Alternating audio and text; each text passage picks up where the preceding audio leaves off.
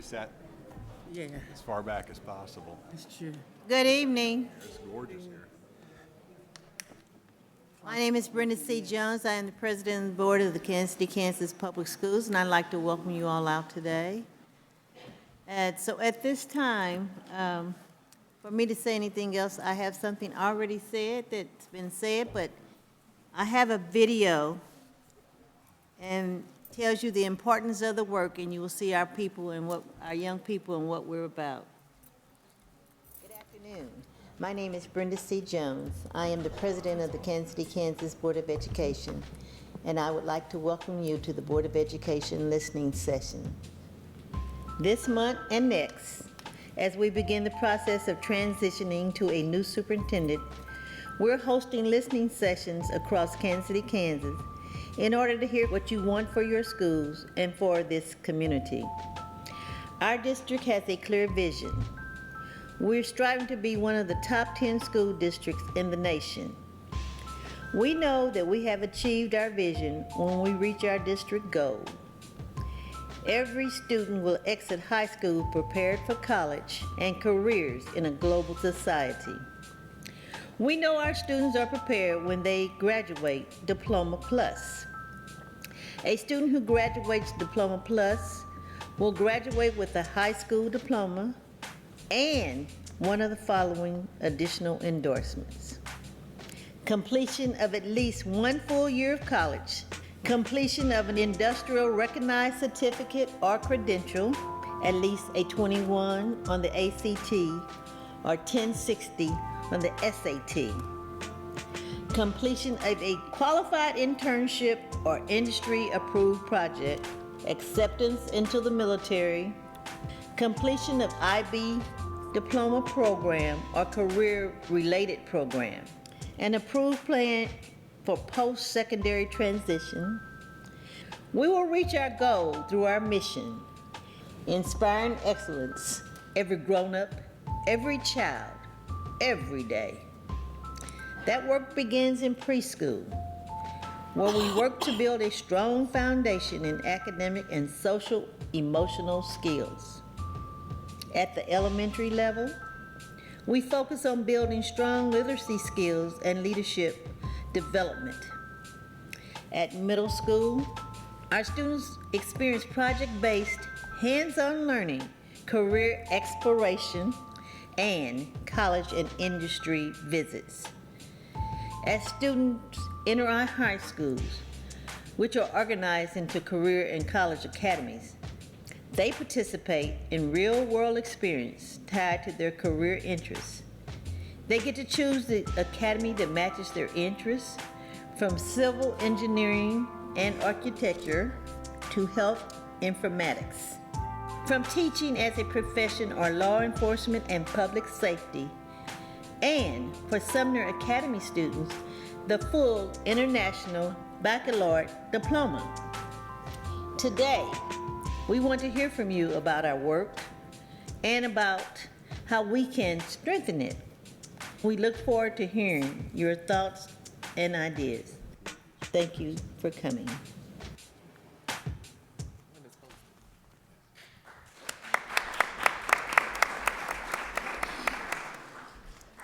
Thank you so much.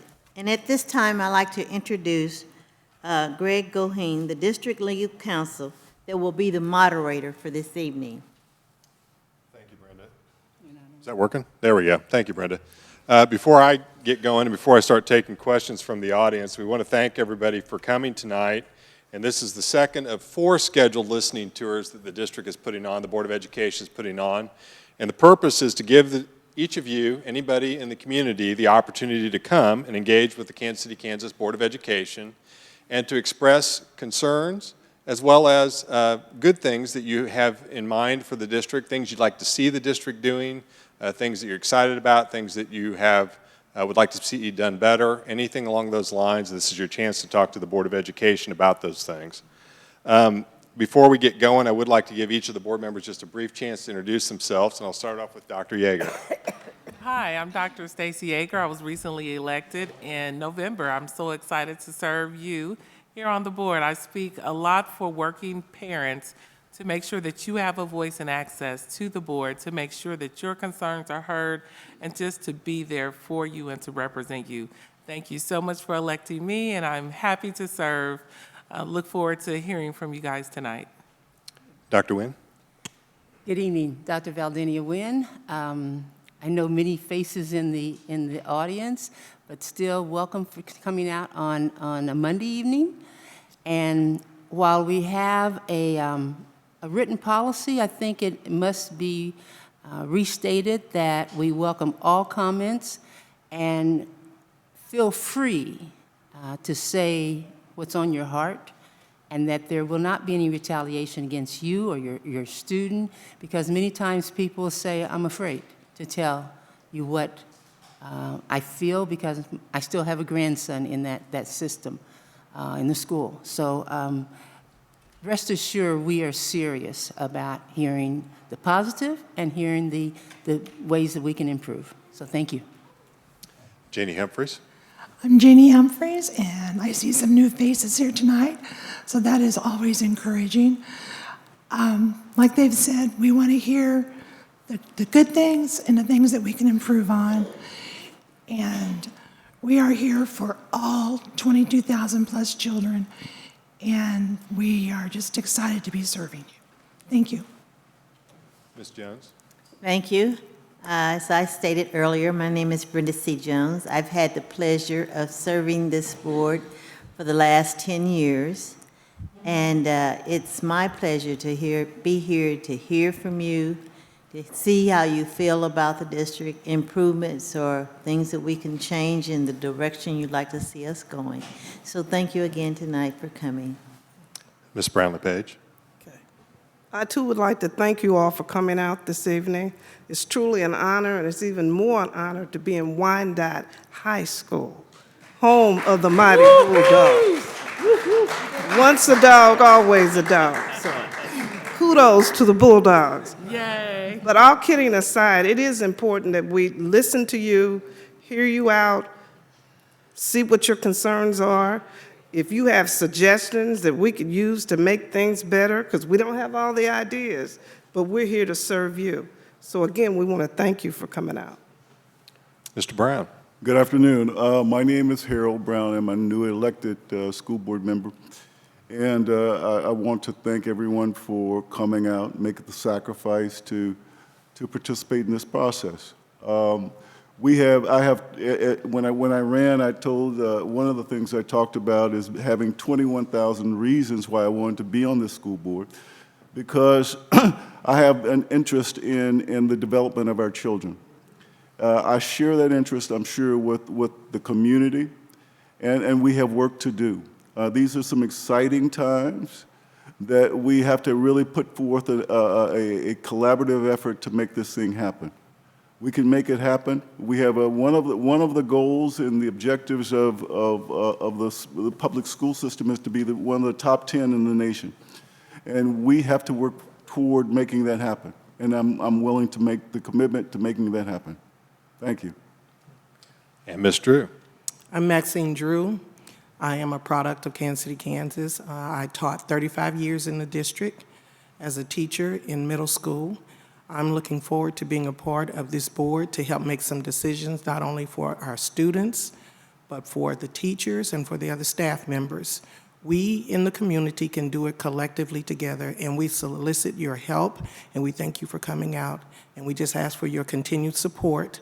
We may not solve all the problems together, but at least if we continue to work together, we can bring about a change to make things better. Thank you. Thank you. Now, we have a couple of ground rules. They're really pretty simple. This is meant to be an open forum. We do have everybody's just sign up who wants to speak tonight, and that's mostly so I can say your name and make sure I get you the microphone. We're broadcasting the meeting tonight, and some of the questions may come from online, so that's also a way we get the information to get any questions or concerns that are brought up and presented to the board. This is meant to be a listening tour, so we are here to listen, not necessarily provide answers or have solutions tonight, but we will work on answers and solutions to anything you may bring up and get back to everybody at a later point. There are 2 more listening sessions that are scheduled that we'll be sure to announce the dates for those before we leave tonight. There's also brochures and flyers out front with those dates on them as well. Two things we would ask: if you have a concern about a specific student or a specific personnel matter that involves an employee of the district, we would ask you that you not identify those individuals by name, because this is a public open meeting and we don't want to have a discussion about a specific student in an open forum like this, nor do we want to have a discussion about a specific employee in an open session. Doesn't mean you can't talk about the situation or the issue, just not the specifics involving either individual. And we will make sure that there is an administrative person who talks to you about your specific issue if it relates to that before you leave tonight. Okay? With that in mind, we'll get going. And the first individual I have is Chris Green. Mr. Green? Oh, I'm sorry. My apologies. You were looking for the guy, right? I was looking for the guy. Thank you. I get that all the time. So, my name is Chris Green, and I'm from the Alcott Art Center.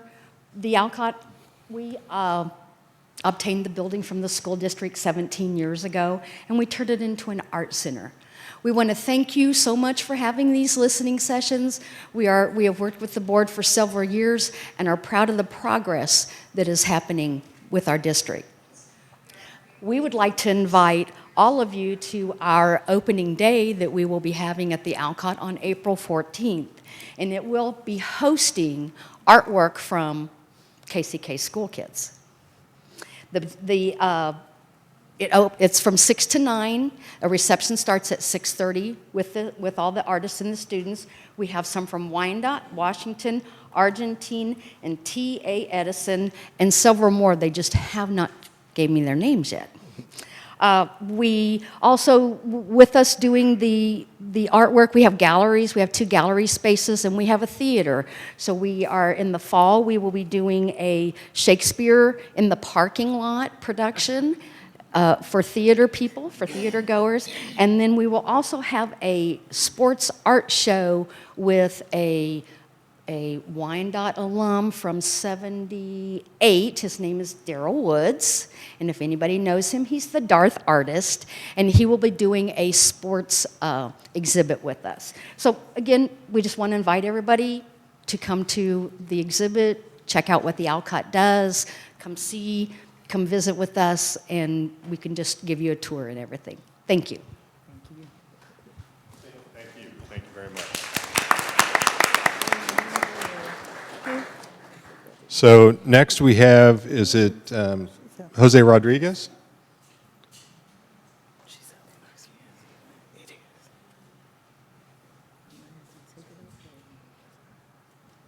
Hello, I'm Jose Rodriguez. I'm a graduate from Summer Academy, 2004. So I've recognized a lot of people here, Mr. Black. I recognize officers and stuff. My principal right there. I'm still nervous. But my daughter is now a student at J.C. Harmon High School. My son's a student at Emerson Elementary. I have a 5-year-old who's in the Morris Elementary early pre-K, and I also have a 2-year-old. So all my kids are going through the same system I went through. But one of the things is that I noticed a difference is they don't have the same opportunities that I had at Harmon High School. My daughter, she was a softball player. She could get a scholarship for softball, but it's not there. They've been trying since 1995, since my sister was there. Mr. Black was there when my sister was there. His wife was my teacher at Sumner Academy. But there's no softball team available. That's one thing I've been trying to get going since last year, since my niece goes there as well. My nephew goes there, he plays baseball, and he likes it, but there's no softball team for the girls. They need the same opportunity that the boys get and that every other school gets in the district. Well, not all the schools have a softball team or a baseball team, but they need the same opportunity as all the Johnson County schools. They have all kinds of sports and all kinds of who knows what, but when they go to other schools to play in basketball and volleyball, they're like, man, look at their pictures on the walls. Harmon doesn't have that. There's a lot of schools in our district that don't show off our students, so that way they get more students coming in the game. Harmon, me and my wife and the kids go to every game. We see the same people, me, my wife, and the kids. No parent involvement, no student involvement. It's bad. And I don't know how it is at all the other schools, but I know how it is at Harmon. That's for volleyball. That's for basketball. That's for boys basketball, obviously, is a little more of a crowd, but we need the students to come support the athletes and have them have a spirit for their school again. So my main reason why I'm here is for the softball team, so that way you guys can know that we are pushing, but in my opinion, the faculty, well, not the faculty, the staff at Harmon in the offices, they're not wanting to move forward with it. I had to call Mr. Thompson with the school district AD, and I spoke with him personally. I've spoken with Mr. Dorr. I've known Mr. Dorr since he was at Ward, and we played baseball against him, against Sumner. And it just seemed like they don't have the push, and same with the coaches. They don't have the push. I want our kids to have the same opportunities, like I said, to be able to go to college on a scholarship for softball, basketball, baseball, whatever they have to offer. But we need more opportunities, and we need coaches that want to actually coach the sport, not just there for a check or just because they're the teacher, they get first choice of being the coach. That's not going to be for the student athlete. Another thing is discipline in the school. Argentine Middle School, I forgot to mention, I'm also a substitute teacher with the school district for 7-8 years. So I see the kids, they know me, they come to my house and play basketball outside. Hi Mr. Rodriguez, hi Miss Rodriguez. They know us face by face, they know our names, and we know them. But the discipline in the school system, or in our schools, that Argentine and Harmon, there is none. It's like slap on the wrist and go back to class. They're not held accountable for anything, any of their actions. I've heard a student threaten a teacher. She wrote him up, and right back to class she went. It's not okay for the students to think that this is their school, which it is their school, but they're supposed to be obedient and disciplined by the teachers and the staff, and they just get slapped on the wrist, and it's not okay. With this threat that went on at Harmon, we got an email from the staff member, from the principal, and in my opinion, the letter wasn't even professional. It didn't say what was going to happen if someone was caught. There was an actual threat that was made, and the student got suspended for 2 days. And again, it's not taken seriously. Every other school, my sister-in-law in Colorado, they caught somebody, and they pushed for the most extreme discipline, so it could be an example, so that way the other students could know we aren't going to tolerate this kind of stuff. They got expelled from school. Yeah, they may have been kidding, but we're not going to tolerate this. This is our school system. This is our school district. I have 3 other kids that are going to go through this same district, and I just want the best opportunity that they could get, whether it's at Sumner or Harmon. My son wants to go to Sumner because he knows they have baseball, and they're a successful program, that he knows they got a successful basketball program. And he sees this stuff because we go to the games. My daughter wants to go to Sumner Academy because she says, man, when we played there, I felt hyped because of the environment that she was in. And they have pictures of the players on the walls, they have more school spirit, and I think that begins with the staff and the people in the office to support and the coaching. And I feel that there's not the support from the coaches. Yeah, they're there. They're going to tell you, you need to do this and that, but they can't do what they used to do when Mr. Black was a track coach. When our baseball coach and our football coaches would tell us, you're going to get in trouble if you don't do what we tell you to, and now you go run since you don't want to do it. They can't do that anymore. It's just the faculty and staff I've been told that they feel that they're held back from teaching and from disciplining the students because they're going to get in trouble. So that's about it.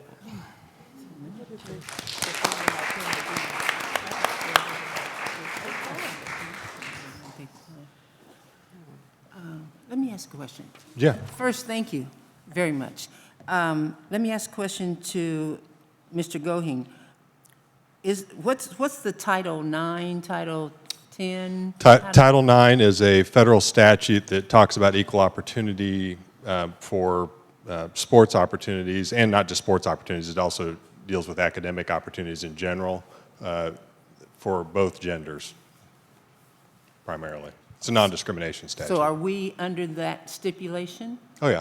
Okay, so is that and is a regulation we can start looking at to see if it would apply to something across the district?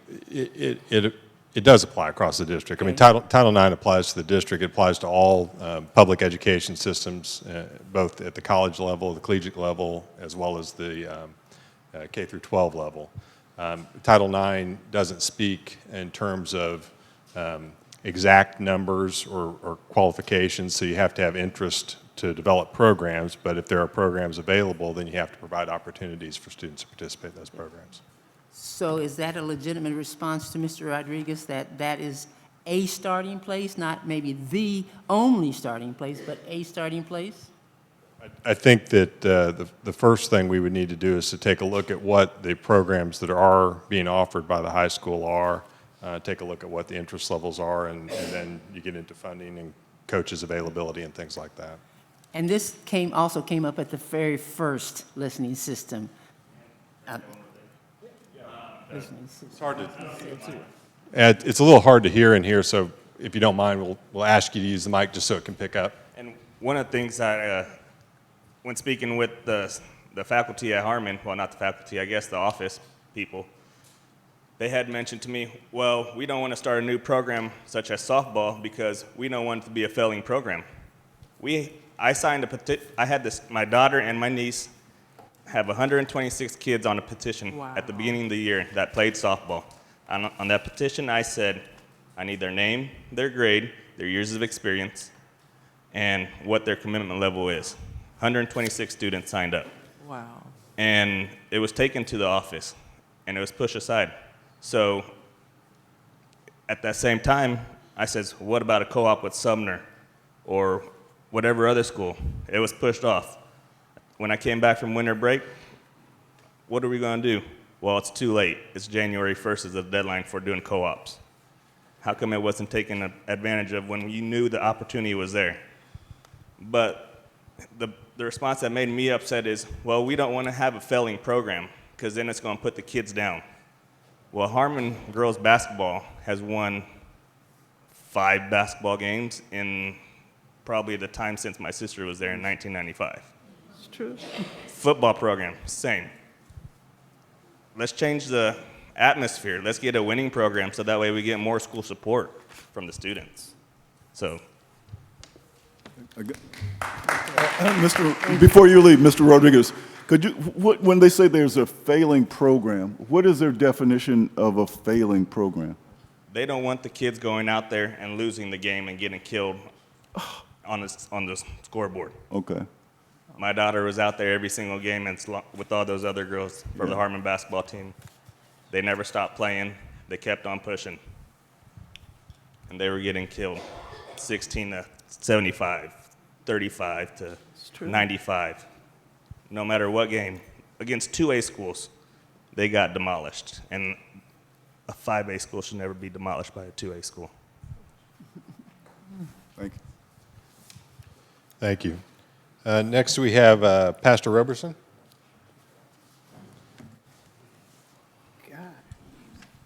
Thank you. Good evening.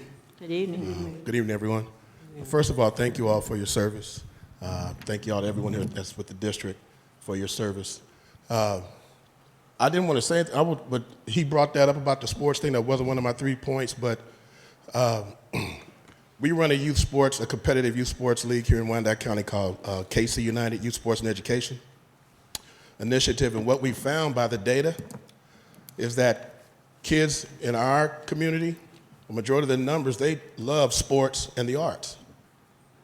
That's what they do. Schlegel was 9-0 at the district. I don't know if I remember the game about 2 months ago. 9-0, great record on paper. Ran in the Mill Valley. Yeah, and it was crazy because even in talking to Dr. Lane, she was like, I thought we were 9-0. Well, on paper we were, but because of the way the system is set up in our school district, the kids don't get to play the competition that they need to get to play. So what we hear is, like my brother here says, they constantly get, and they quit. And so then you find coaches that aren't consistent in staying enough to build programs. So what do we see that's different between our district and other districts is that other districts recognize is that when you meet students where they are, I'm not saying you're not, but when you can meet students where they are, like with sports and the arts, and you put money into that, and when you're paying head coaches $5,000 to run a season and teach, then you're not going to get that full capacity from that coach, let alone facilities, et cetera. Now, Washington and Wyandotte and Schlegel's new fields, those are great. But when they got to lift weights in a closet, that's a problem. Right? Yeah. So you're exactly right that unless there is some focused effort to meet those student athletes where they are, there's no way you should have had at least 3, 4, 5 teams come out of Harmon alone.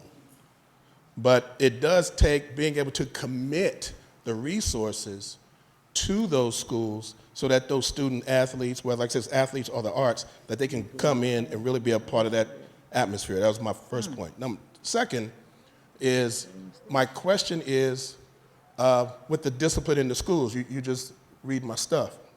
I volunteer at a local high school, and dysfunctional is probably doing it justice, right? Yeah. The level of violence in the school is ridiculous. And it's not just that school, there's a couple other high schools where the level of violence in the school has raised to I'm like you, come out of Wyandotte, 79, we didn't have that. Mr. Rohn just didn't play that. Come on. Right? So this restorative justice thing, I don't know how much restorative justice you can give somebody when they hit somebody upside the head with a laptop and push them down the steps, and nothing happens to that student. Now, we were at a meeting at the high school, and they were trying to explain to us how this restorative justice program is working.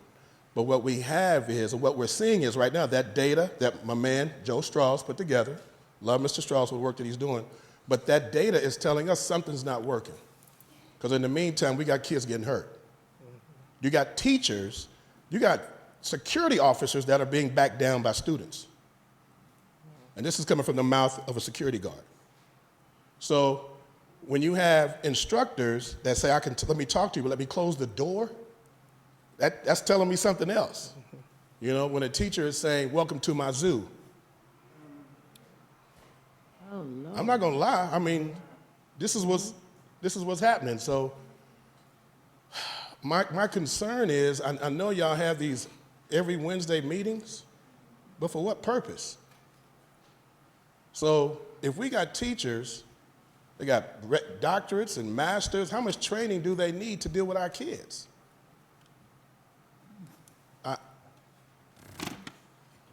That's my question with that.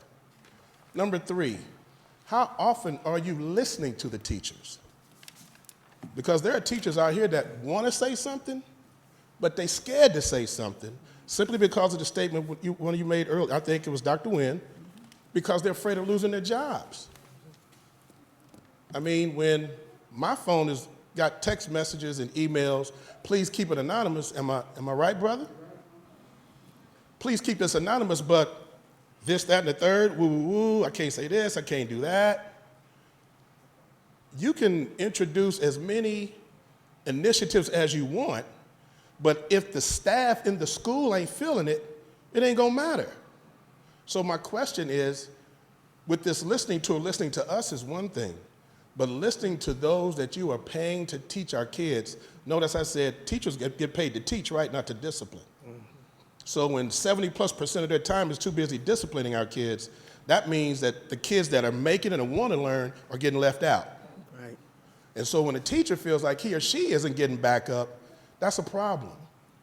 So one suggestion is that this listening tour is that you allow teachers to talk to you like this brother did, face to face. He's probably one of a whole bunch of folks that would love to give his opinion about what's going on in a school, but then that they don't have any retribution for calling stuff out. And I'm gonna close with this. If leadership is mobilizing people to do difficult work, then those leading can't lead unless they're willing to be led. So your principals, your administrators, they should be willing to hear conflictual interpretations about their leadership style. What am I saying?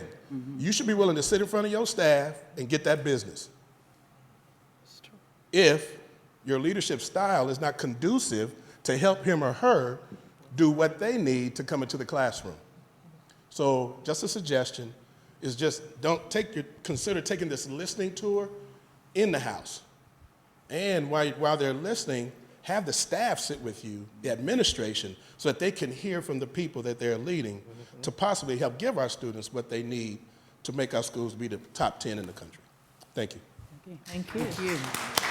Thank you. I want to respond to the two gentlemen who stood up. First of all, thank you, because we've been having those sort of discussions, but we needed parents. We're saying it, because myself and Ms. Drew, Ms. Nguyen, and Dr. Yeager are all teachers, so we know what you're talking about. And we're not just going to sit here today and let it roll off, and I think our administrative staff as well knows, because we've been saying it too. And to hear you guys say it, I'm hoping that will do something and we can begin to have those kind of real conversations, because there are some issues.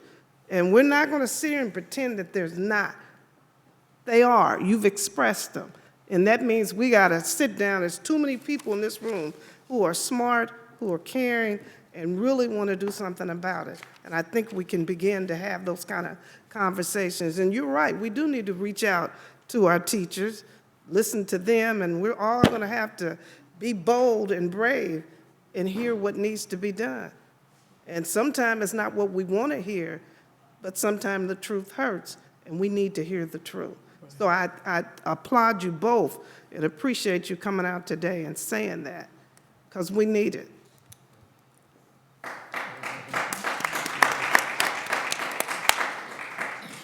I also like to say that I do thank you all for expressing your opinion. Those were some valid things that we do need to address, but we also have to recognize it starts at home. We have to collectively work together, parents, teachers, administration, school board, so that we can make this change. We didn't get here overnight. It was a time period that it developed, and it's gotten worse. But it can change if we are going to be able to work together. And we're going to be reaching out to the community and soliciting your help. And so we want you to, first of all, to be aware that we know we're willing to make the change, but we're going to be reaching out to you to ask you to help us, because it can't continue going on the way it has been. It's time for a change. Thank you. I would just like to piggyback on that and say that they're absolutely correct. And unless we all come together and identify the problem, we can never be the solution. We have to understand what's going on, and I appreciate my friend there who did bring it out as a means of identifying the problem. And if we don't talk about it, we'll never do anything about it. If we don't have an open dialogue about it, we'll never do anything about it. Retribution can't exist. They have to feel comfortable about issuing their concerns, and we have to create an environment where they're safe. So I appreciate that, and we need to work toward this, not just talk about it, but be about it. Okay. Stevie Wakes.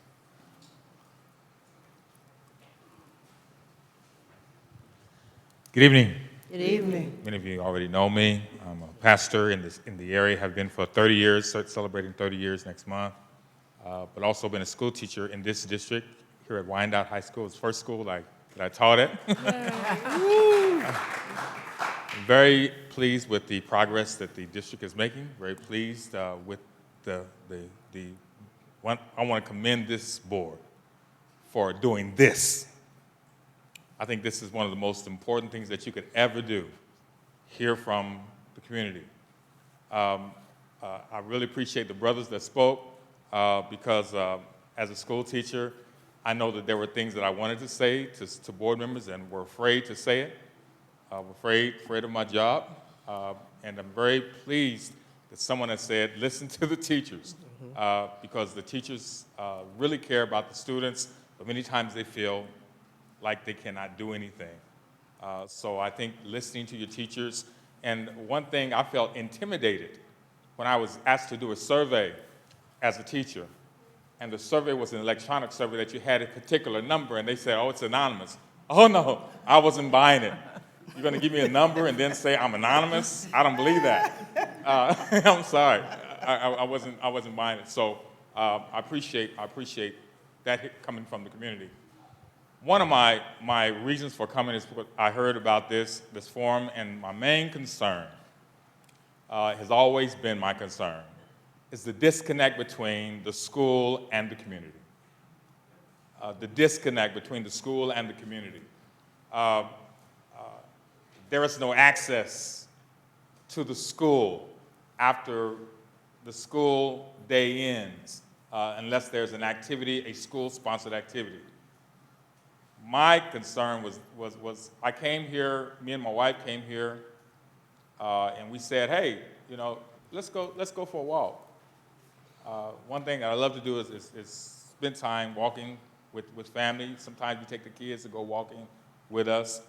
We came to Wyandotte High School, and we went to push the gate to enter the area, and we were unable to get in.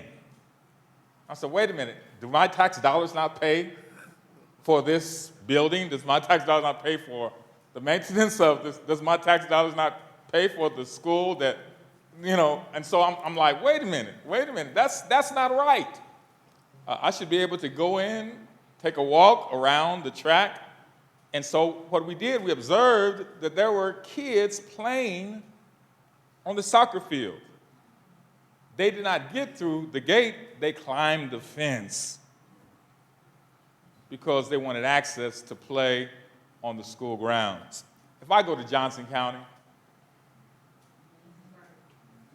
I can go to any park, I can go to any school, and I can freely access the facilities because their tax dollars pay for it. Why is it not accessible here?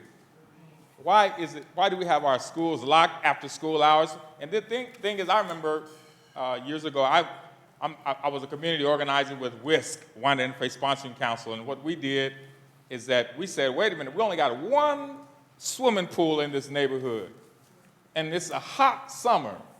What can we do? So we decided we're going to push the school and ask the school, hey, open your schools. Let the kids swim in the school. Well, we don't have enough lifeguards. We said, okay. We talked to Red Cross, hey, will you help us get lifeguards? They got lifeguards. The state said, wait a minute, the restrictions are if you have an after-school program, you have to have a daycare. It has to be a daycare, and so we got the state to change the rules.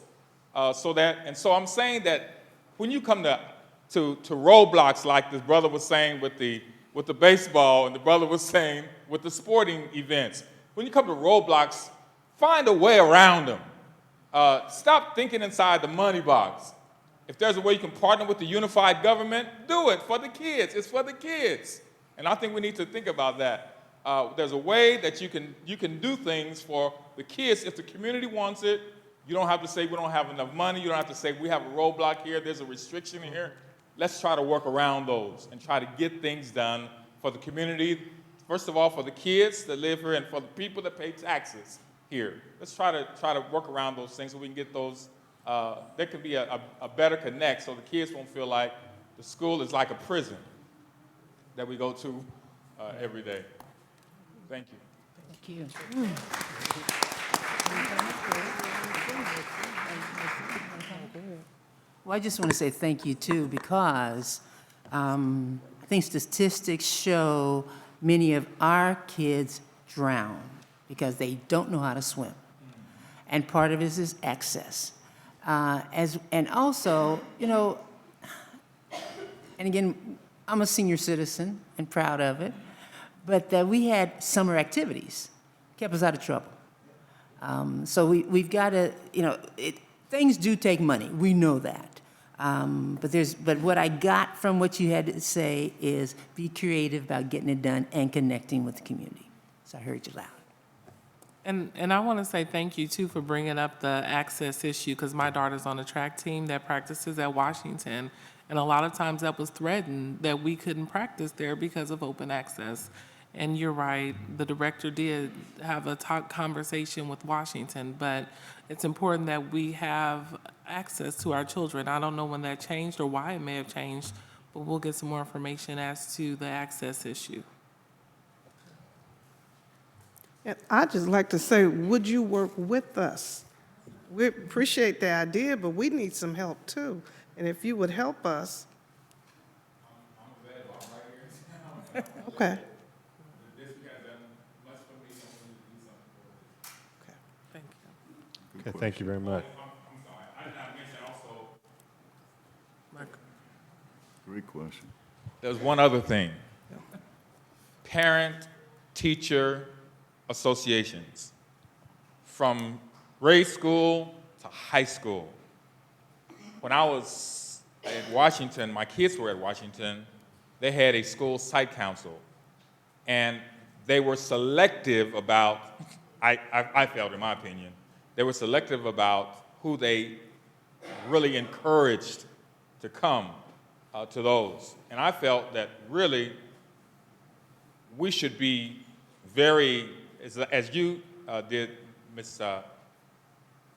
Page, one to page. Finally. Thank you. Finally. As you did, we should really try to encourage parents to come to speak their ideas or to have an association where they can determine, you know, the things that their kids are involved with. They can determine how to make their own school better. And I think that we have really dropped the ball on that, to try to get parents involved in what's happening at their school where their kids go. And I think brother Mr. Rodriguez, I think the work that you've done, that's the work of a parent-teacher association, those type of things. But when you want me to get involved, if we had parents involved in every school, and I think an effort needs to happen, that's why I said the disconnect.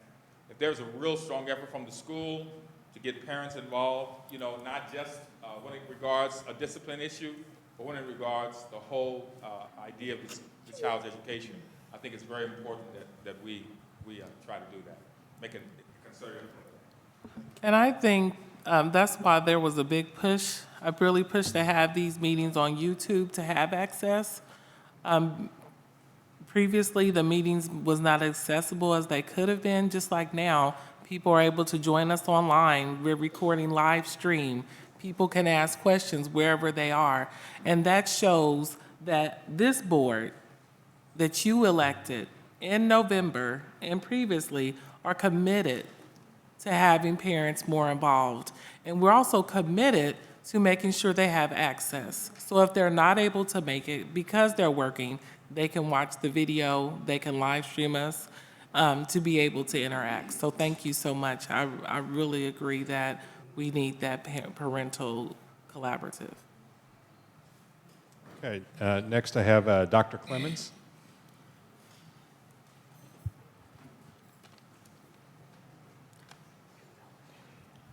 Good evening, everyone. Good evening. If you could just take one.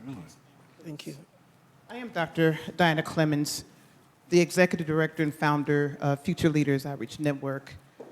And we have, since 1999, implemented a program called Pursue Your Dreams. It's now called Pursue Your Dreams Eagle Club Project. I graduated from Wyandotte High School. I went to Hawthorne, and I also went to Northwest. And all three of these schools and other schools, we implemented our program in the schools from October of 2000 to October of 2010. Pastor Roberson was one of my former facilitators implementing the program. When our grant ended, when President Obama came in for 5 years, I consistently kept trying to implement the program back in the school district. And unfortunately, a former teacher, when I contacted her to go through the protocol, said, I don't want to collaborate with you, and hung the phone up. Now, mind you, we've spent out of $12 million that our agency has received, about $1.2 million in the school district. It was disheartening to go to Northwest when my grandson, who goes to the school, AJ Amor Crockett, who's a basketball player, he was doing his graduation, and to see 3 community partners there, and then here we are, have been implementing programs year after year after year, was consistently said no, no, no, no. As a result of the students in this school district and the surveys that we administered, all 26 survey items were statistically significant. And as a result of that outcome, our program evaluation report was submitted to the American Journal of Health Studies. Wow. 6 weeks later, it was approved. Our program is proposed to be a model program. So as a result of constantly saying no, no, no, I was led to expand the program in Arlington, Texas, which is where I am. I have an office in Arlington, Texas. You'll see a picture in there. I have a staff of 6 people, and I thank my staff that is in Arlington, Texas, because they've taken a wonderful program that was once implemented in this school district, Kansas City, Missouri, Grandview, and we also received a $4 million contract that was in 7 states because we had really, really innovative approaches to get parents involved in the program. It was nothing for us to have anywhere from 25 to 165 parents from Kansas City, Kansas to the Jazz Museum, where Mr. Roberson was one of the facilitators of those parents. So I would like to come and do a formal presentation to see what we can do to get our program implemented back in the school district. And he remembers our program. And to say if there's a disconnect with the community, there is, because I'm an alumni of this school district. I don't want to go to Shawnee Mission School District, not to say that we won't, because there's some grants coming down the pipe, and I know with our program, with behavior things that are going on in the school, we just got some really good news last week that one of the schools in Dallas, Texas, Alex W. Spence, they had to put together their Tier 1 behavior plan, campus-wide universal prevention, safe, secure, and orderly environment action plan. Future Leaders Outreach Network is the program that they're mentioned in their plan that helps reduce behavior. The behavior has changed in this school. And I'm not saying that we have all the answers, but I know we have proof from teachers, from letters, from the program being a model program, from letters that you see in that package, from students who saying that we're like parents to them. Because we can come to you and say some things that we won't say to our parents. But most importantly, you're teaching us to say no to drugs. You're teaching us to say no to alcohol. You're teaching us to say no to bullying and violence. And you're teaching us to say no to premature sexual activity. Why? So they can stay focused on pursuing their dreams. So we changed the name, and I'll close with this, to Pursue Your Dreams Eagle Club Project. EAGLE is an acronym for Emerging and Aspiring Global Leaders and Entrepreneurs. And that's what we train our young people, that you are the future leaders who are going to make a difference to soar to the highest point in their careers. And lastly, built upon that, we did an entrepreneur program, career planning, job readiness. We weren't just talking to the kids about not having sex and none of those risk behaviors. We had a plan for them, leadership development, career planning, job readiness. We did mock interviews. And with that being said, we're in the process now of planning to launch Dreams Academy, which is going to be a school that's going to help young people to pursue their dreams. So I want to thank you for this opportunity. Wanda Brownlee and I, we're neighbors from back in the day, Western Highlands and the things that we did back in the day.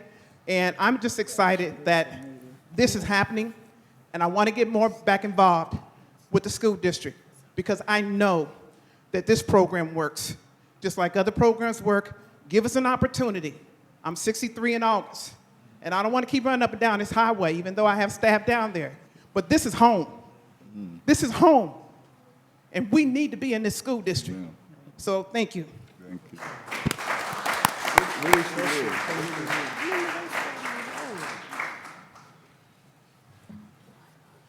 I'd like to thank Dr. Stanley for making that presentation, and hopefully we can connect you with the right person that you could do a presentation and just see what happens from there. Because it's good when we have our own people come back and they're willing to give. And I'm sorry, I don't know what happened or who was in charge, but all we can do is try, and we appreciate that.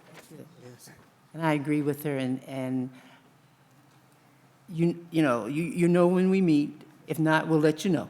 So there's no reason we can't. And you have people in here, let's say you have alumni work with your program, and I think you're going to have a willingness to have help. So thank you. I'd like to thank you too, Dr. Stanley. We're from the same neighborhood also. But you know, the problems that we're confronted with or we're facing are complex problems.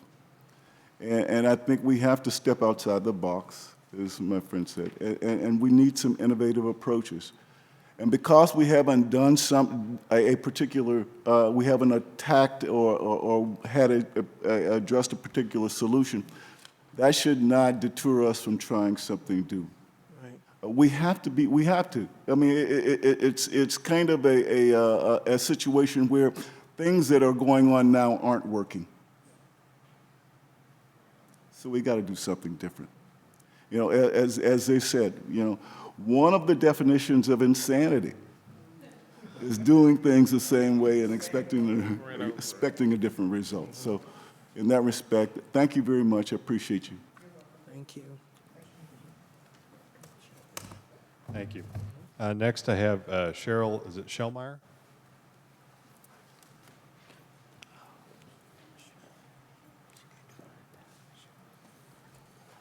Cheryl Williams. All right. Cheryl Williams, Land, Shellmeyer. Okay. Wyandotte County, 65 years. This is my home.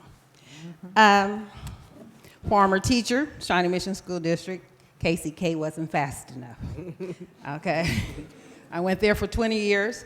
I did come back here for School Link Services, which I worked with this gentleman here, and I was the organizer for Wyandotte Interfaith Sponsoring Council. I'm planning to retire. Oh, but God, he keeps telling me to do something else, and I think it's here.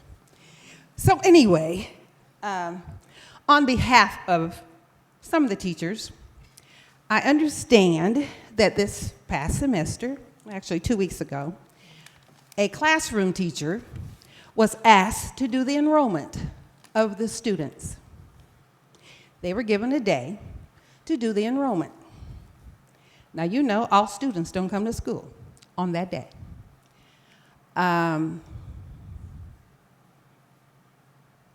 No parents were involved in that enrollment.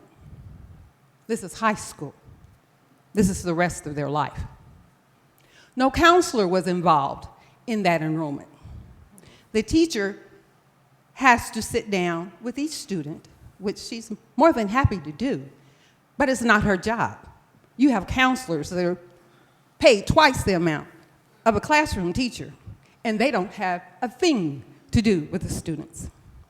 If there is counseling that needs to be happening, it's happening in this classroom, not in the counselor's office.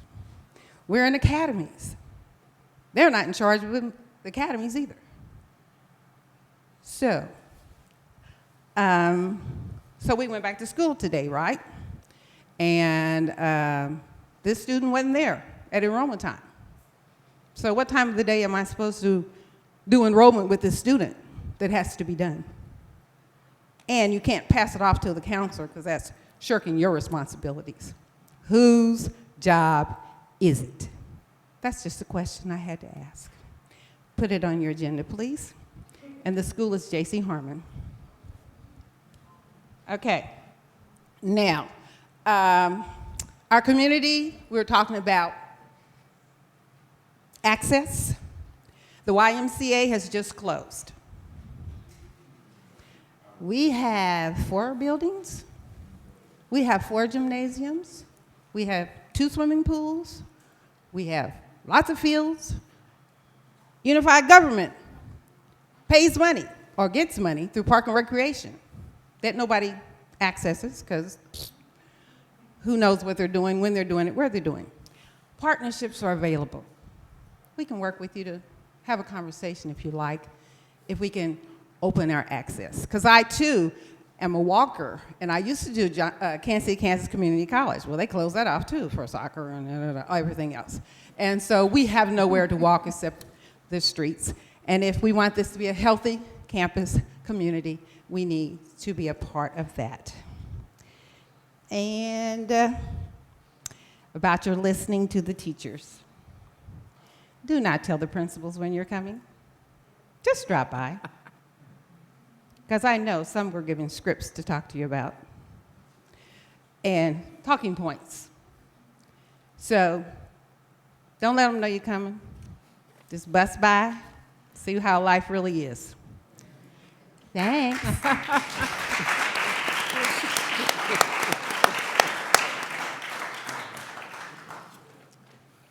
Well, I'll just say, good to see you again. Okay, Betty Maddox.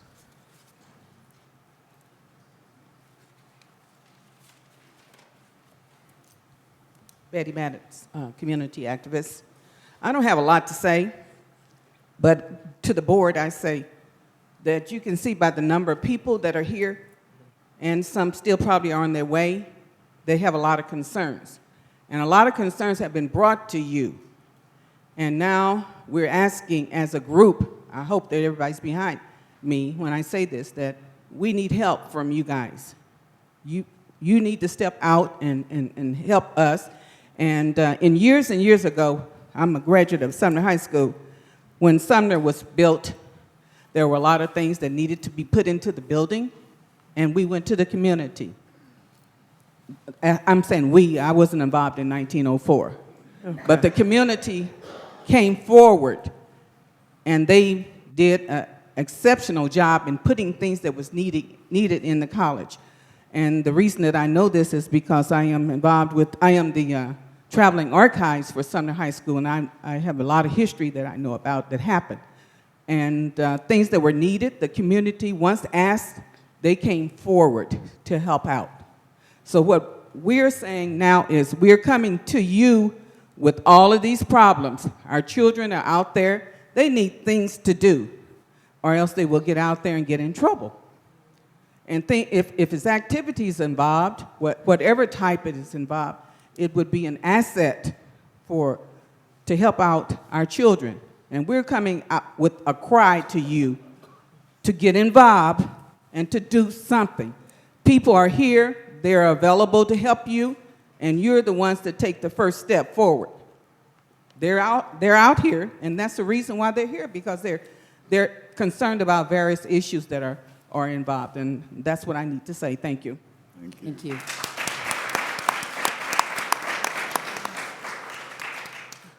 I'm going to try and keep these in some degree of order. We've had a couple of statements come in through YouTube Live, so I'm going to read those. One is from Levi Baker, and the comments are, can we discuss lunches? Have any of the board members ate a school lunch recently in one of the schools? I'm guessing not, but you never know. Why are our kids getting served moldy, expired, and nasty food? I would like to see each of you board members go and eat lunch a few times in the next week or two. And then also, why do we need parents to bring these concerns? If we already know what needs to be done, why are we not making moves? Okay.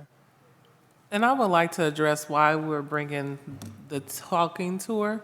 Basically, the talking tour is we do not know what is going on truly in our schools. If you said, how's the softball team over at Harmon? Or what softball team? I personally would not know that there was an issue. We as a board, we represent you. you voted for us, and we are not all-knowing. So therefore, it is up to you to bring our attention to what problems are out there. That way, we can know what is going on. We cannot be held responsible for things we do not know. However, you can hold us responsible for what you have told us.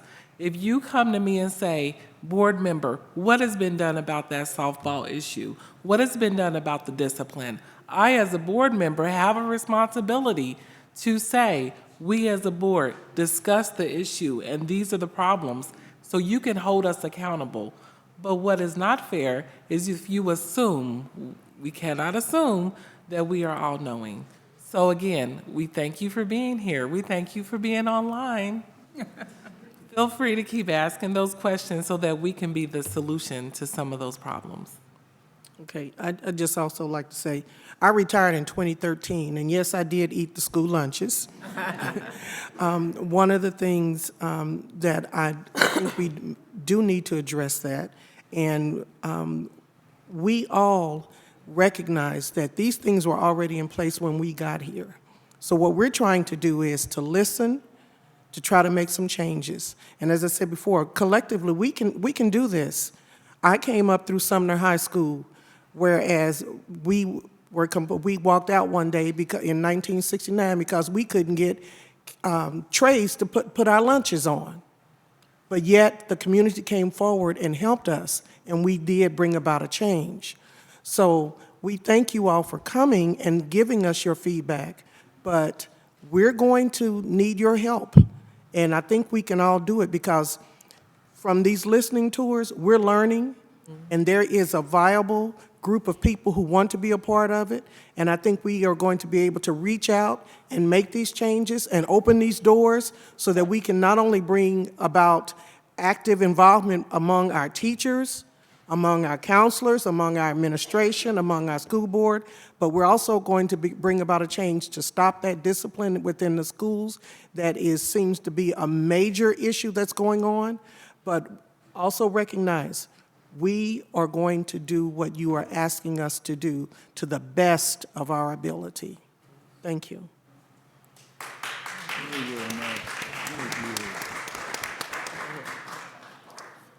Brynjar Hernandez.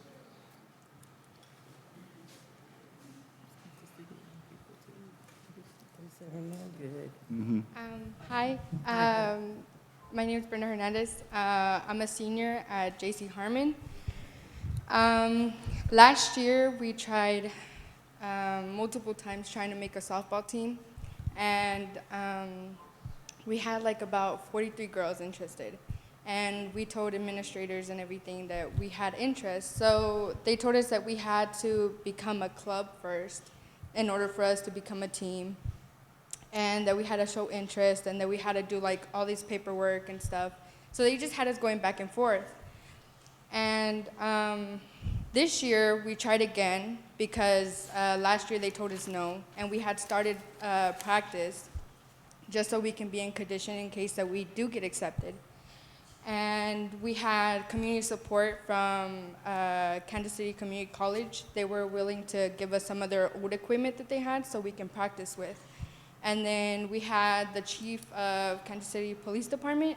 He came to one of our practices, and he came to support us. And we had a lot of parents supporting us to be a team, but we didn't have the support of our school. They said no, and they said no, but then they kept coming back and forth telling us, oh, we have to do this paperwork, you have to print out these papers. They told us that we had to do like a price range of how much everything was gonna cost, and we did it. So this year, we did everything again to show them that we had interest again, because they said that we had to have a 2-year consistent interest, and we showed them. But still to this day, they said no, that we can't. And I'm here talking on the behalf of 43 girls that are interested in becoming a team. And we're just wondering why we can't be a team and why they're not letting us. So. Yeah. Thank you. Yeah.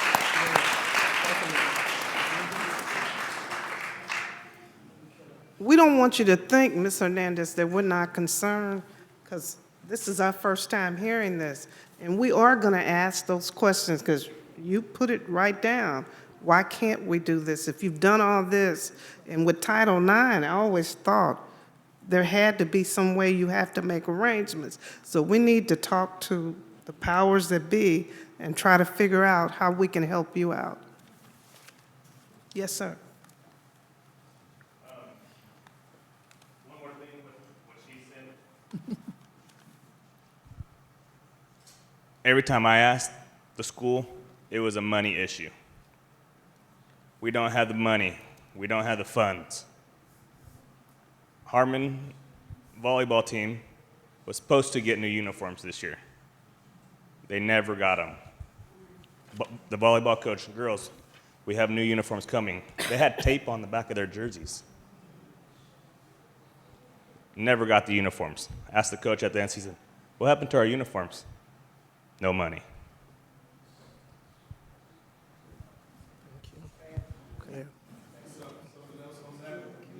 Well, we've got a lot of people here, so maybe we can circle back and at the end. I just want to make sure everybody gets a chance to talk, okay? I will read a couple more from the YouTube quickly. Jeremy Todd has the comment, preach, says, the last two gentlemen have brought up many concerns we have as teachers in the community. Community members need access to district buildings, youth leagues, practices, games, events, etc. And Tammy Hott says, I agree. Opening up the floor to concerns of the community really speaks to the commitment of the board. And next I have Brian. And Brian, I can't read your handwriting. I apologize. Is it Cios? How do you say it? There it is. I'm sorry. I shouldn't make fun. My penmanship's horrible myself. Good evening. Good evening. My name is Brian Curtis. I'm a junior at J.C. Harmon High School. And just to sum up with what everybody has says, the lack of discipline at Harmon is beyond ridiculous. Because when I started my junior year this year in my math class, I had there was a student there, and he wouldn't listen. He didn't want to be there. So and the teacher tried to engage him in the learning and try to get him to actually want to learn. One day, the student clenched his fist at the teacher, and simply what happened was we had a principal and a resource officer come up, and he simply got rode up, sent down to the office, and he was back in his classes the next hour. Just seeing that, knowing that the teacher was scared, the teacher wanted to, because I talked to the teacher after class. He told me that he wanted to leave because he was scared that, what if something happens after school? What if the student does come back? And again, with the coaches, I'm in marching band at Harmon, and, we don't have the best band, but, we had just gotten a new band director this year, amazing band director. But the lack of coaching for the football team, it's ridiculous too. I've had numerous of people come up and tell me that, the band did better than the football team. And really, we're there to watch the football team. The band doesn't need to be there. I mean, we take our time to come out, and so that way we can present a halftime show for everybody at the football team. The lack of participation in football, the lack of participation in really any sport. But just to sum up, it's the discipline. Something needs to happen because there's some days where, when I hear students screaming or hollering, I'm thinking, oh, there's a fight going on. And I don't want to think there's a fight going on. I want to think there's students that's actually, having fun, want to come to school. But instead you think that there's a fight going on in school. And then sometimes, you're just afraid to come to school because what if something happens and a fight breaks out and you get in the midst of it? There was a fight that broke out before we went on spring break. Okay, and one of our trophy cases got broke. The glass of it got broken. The student simply went to the office, got written up, and got sent to an ISS for a day and was back in classes the next day. So the lack of, disciplining, and teachers are scared to discipline because, like you guys have addressed, they're afraid that they're going to lose their jobs if they discipline our students. And a teacher shouldn't be afraid to lose their job if they're going to discipline a student. They spend more of their time disciplining students than they do teaching a class. I see more discipline in a day than I learn anything. Because simply, there's just the lack of discipline. And if we have more discipline, maybe, if we would grab the students' attention that, we're here to learn. Teachers aren't here to, write you up and send you to the office. They're here to teach. That's their job. That's what they get paid for. And back with the counselors, my FA teacher, we had an hour to do enrollment. They had to give us 45 extra minutes because there's so many students that wasn't there and they didn't have enough time. The lack of counselors. There's some weeks that the counselors aren't in the building. They're in training. But when we have students at school that, are facing problems at home, and they come to school, they want to talk to the counselor, but the counselors aren't there. So the lack of the counselors' jobs, it's ridiculous too. And it's at Harmon. I've had problems, and I've wanted to go to the counselors, and I walk in there, and none of them are there. They're not there. They're either busy or they're doing something else that isn't their job. Their job is to be counselors, to want to help the students, to be there. And either they're out of the building or they're in meetings or they just simply don't have time to help you. And when teachers have to do enrollment, that's taking time away from us students. Almost 2 hours was taken away before we went on spring break for enrollment. That 2 hours could have been spent, going to our classes, actually learning something. But no, we was instead doing enrollment for 2 hours. So I'd just like to see a change in the discipline and the counselors and the sports. And another thing is my band director is more involved in, in the sports and pushing kids to do the sports that their own coaches are. And his job isn't to be a coach. It's to be a band director. His job title is to be a band director, not to be a coach. But instead you see him out there involved in all the activities, and the lack of participation from the coaches. That's another thing. So I'd just like to see a change in the coaching, the discipline, and the counseling. Thank you. Thank you. I would like to ask the young man. A question. When you say discipline, what is your vision of discipline? My vision of discipline is, back when my grandparents went to school, teachers have a board, but that's out of the question. But my definition of discipline is, not seeing a student go to ISS for a day and then get put back in classes. If you can come to school and you think that you can get in trouble and you can clench your fist at a teacher and you think that, I run this school, then maybe you should be expelled and maybe you should have to repeat. And after you repeat so many times, you'll learn that, I'm actually here to learn. So the discipline is ISS doesn't do nothing. Write-ups don't do anything. They simply go to the office, the administrators talk to you, and you get sent back to class. I've seen it happen many times because I spend some of my time in the office, helping out with, the secretaries. And what is your goal for when you grow up? What do you want to be? My goal is to actually become a district attorney, a prosecutor, and a future educator.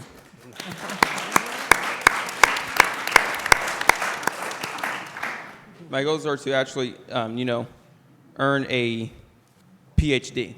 and actually, my dream is to come back and work in District 500 as a band director. But sometimes I'm thinking, if I come back, then I can't discipline students. Sometimes I think, I don't want to come back because of the lack of everything in our system.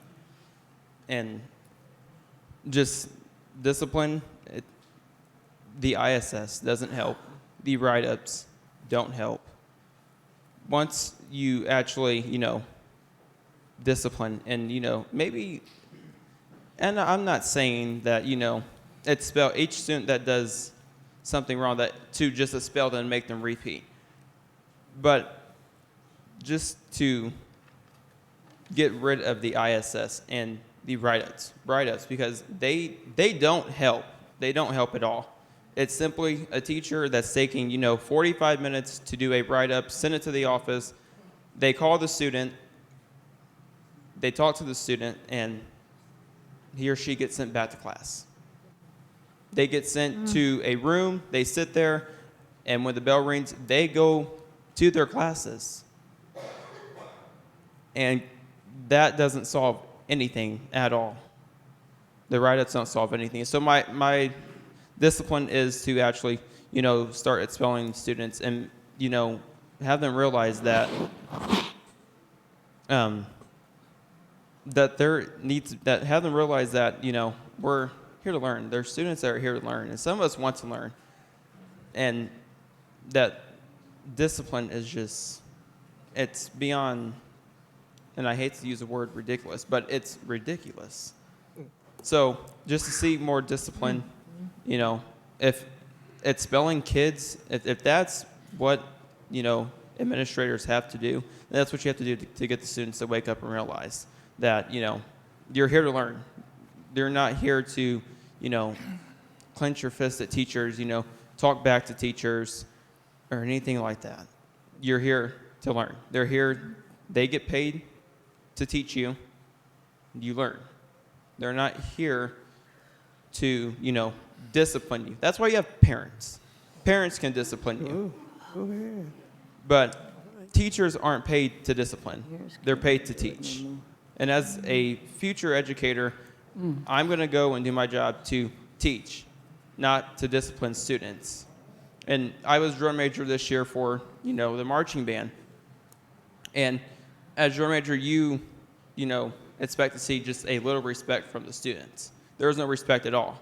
They didn't care who I was. Yeah, I had a higher role than them, but they didn't care about me. They didn't really. They don't care. That's another thing. Students just simply don't care at all.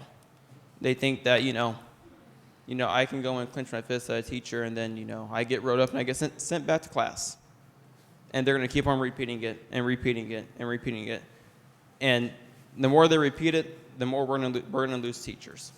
The more we're going to lose those students. Brian, I would like to thank you and Brenda for coming and talking. I know it's very difficult when you're a student to come to where all the grown-ups are and be very honest with us. And as I've known you quite a while, and I know that you are have integrity. And we really appreciate when our students are standing up for themselves and letting us know what's going on. So thank both of you for doing that tonight. Thank you.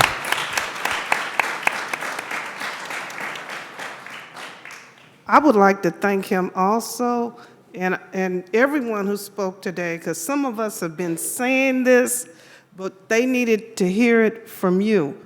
We can say it, and she's just fussing or whatever. But people need to hear it. They need to know what's going on. And if our babies can figure it out, come on, y'all. We got to do better. We got to do better than this.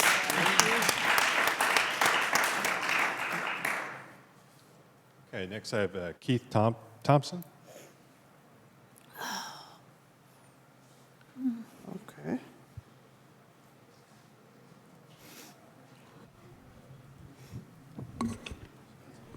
Okay. Thank you, Board. I appreciate this opportunity. Also, I wanted to say hello to some teachers from the past that I never got to thank. So I am an alumni for Wyandotte High School.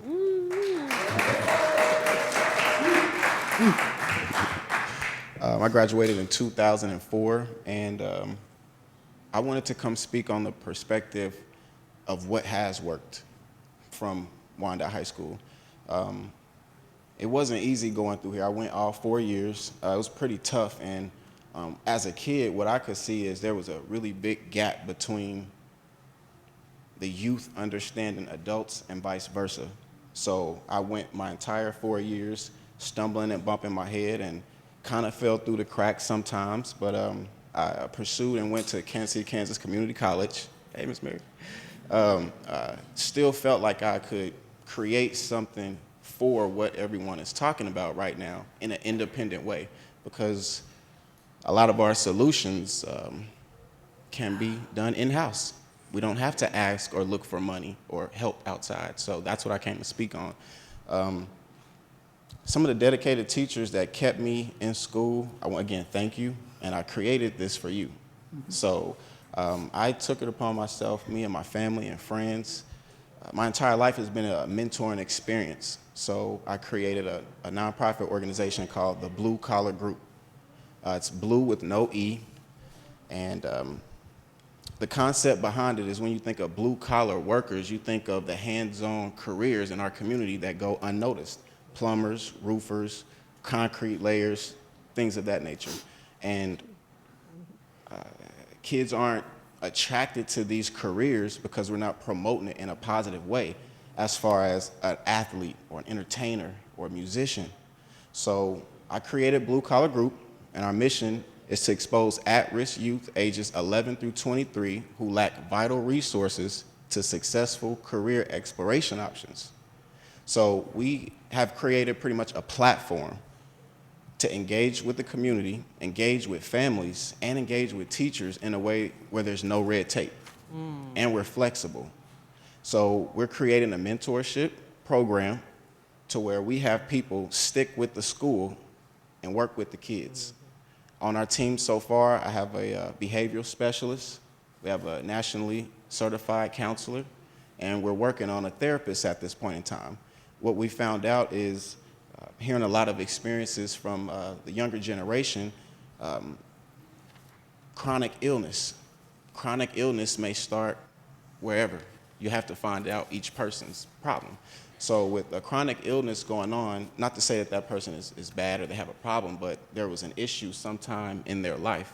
So to figure out and find out where the cracks in the concrete are with that is a big plus for us. So I wanted to actually present my organization to the board. I've actually brought in a proposal to some schools in Kansas City, Kansas, but they haven't gotten back to me, and maybe still are getting back to me in the future. I'll still keep hope and faith for that. But independently, I just felt like God wanted me to start this because I'm here, I'm from here, and we have an opportunity to teach the kids that we once were at a time. Yeah. So there was no way I could not put this out. So I actually wanted to come talk about the Blue Collar Group and see how we can work with the school districts to independently raise our own funds, build our own engagement, get our own volunteers, and take it to the next level.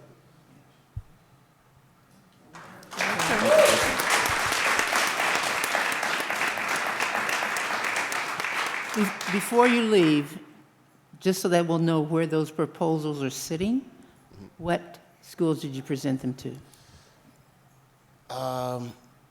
I don't want any schools to look any type of way with saying this, so I'd rather present it. So we know they're there. Yeah. All right. So we'll have to find them.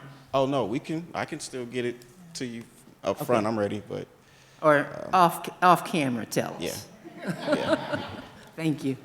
Thank you. Excuse me, before you go, I want to thank you, I want to applaud you for your efforts in the development of Blue Collar. I guess my question is, have you connected with any community resources? Yes and no. to be honest, some of the resources that are backed by the state or the government, when they felt me coming out with this, they see it as a competition. I'm just going to be honest. I'm just going to put it out there. When they see this organization going to be able to take them out of the loop, it now turns into a battle, because they know another nonprofit can also acquire funding without the state. So I've ran into a lot of red tape. But through the grace of God, I'm not going to quit. I'm going to keep going. And with all the help of my alumni Bulldogs, I think we can really do something with Blue Collar Group. Yeah. Thank you.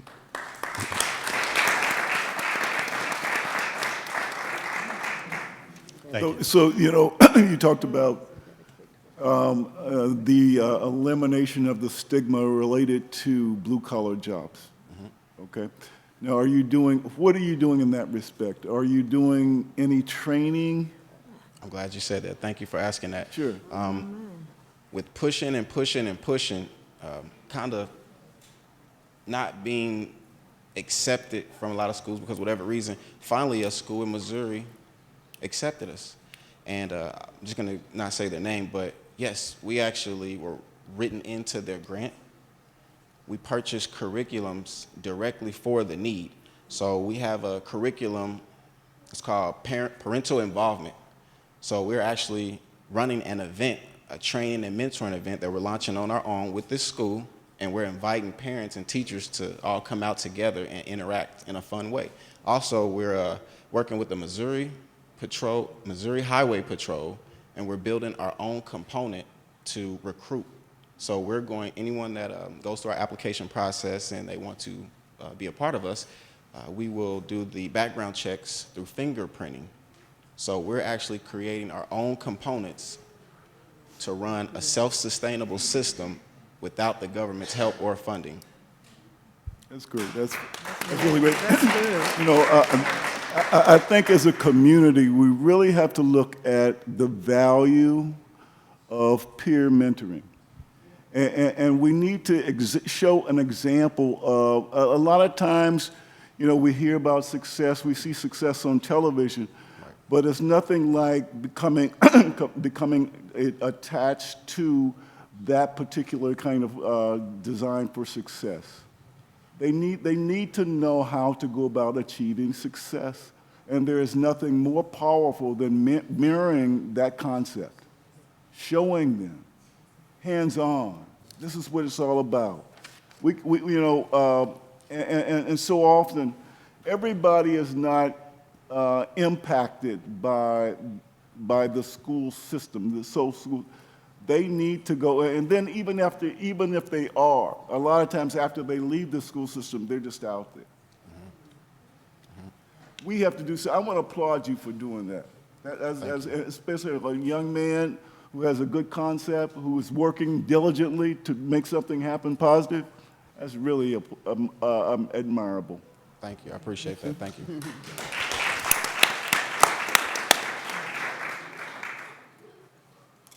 Joseph Strauss. Good evening, everyone. Good evening. Y'all all know me. We spent way too much time together last fall. My name is Joseph Strauss, and first of all, I'd like to thank the board for these listening sessions. I'd also like to thank Dr. Lane, Dr. Strickland, Dr. Tucker, and Dr. Riveros for being here tonight to listen to what's going on. I'll be honest, I call everybody out. Everybody knows me. I go Facebook Live probably almost once a day, talking about schools, talking about our kids. Y'all see me in the community. If you don't see me, you hear me, because I'm loud. And they say the squeaky wheel gets the grease, but I call out the administrators. I call out the board. I call out the central office. I call out the teachers. I call out the students. I call out the parents. And then I call out the community. You know, it's cool to have listening tours, but we got to find a way to get those 5 people all in the same room on the same page. You know, I've been calling out here recently, and this is probably not going to go over well on YouTube, but I've been calling out the pastors. We got churches in all of these communities around these schools. You know, and how many of the church members are going in and volunteering in the schools. But then, are the schools going to be willing to open their doors and let them come in? So we have to figure out how to get, so I made a list, so I don't want to hold you too long because I can do it. So the first thing I want us to stop doing is stop labeling our students. I think one thing we do in District 500 is we put labels out there way too much, and our kids hear the labels. You know, we are free and reduced. Yeah, we know we're free and reduced. We know what our median income is. You know, and I think that they are who we say they are, what they hear in their schools and how we treat them. We label a lot of our kids in our schools and in our community, and I don't think they rise to the occasion because they have those labels. We're holding them down in the stigma. So I want to see us, and I did get a call from our student services, but I want to see us change the language on how we're dealing with our students, on how we're approaching our students. Instead of approaching them from a negative perspective, approach them from a positive perspective. I think that if we set some standards at the doors of the schools, and I'm big on that. You guys know that if you set a standard at the school, it is the standard. There's no wavering on it. If you can't sag in this school, you can't sag in this school. If you're supposed to wear uniform pants and they're supposed to be khakis, you can't come in here in leggings. You know, if you set the standard at the school, you can't come in here smelling like marijuana. If you smell like marijuana, we're going to take you over here. We're going to do reasonable suspicion. Because contrary to popular opinion, a lot of our kids are smoking weed right before they walk in the building. And you go stand in the check-in line at the school, and it smells like a concert. Cypress Hill, I mean, and y'all might not know who Cypress Hill is, but I'm just saying, you know, some of y'all know what I'm talking about. You know, we have a lot of drugs, a lot of fights. Everybody said a lot of things tonight that have been on my agenda forever. And we talk about getting our kids college ready. I would like to see us figure out a way to mentally raise the standard of the education that we're giving in the other 4 high schools like we give in Sumner.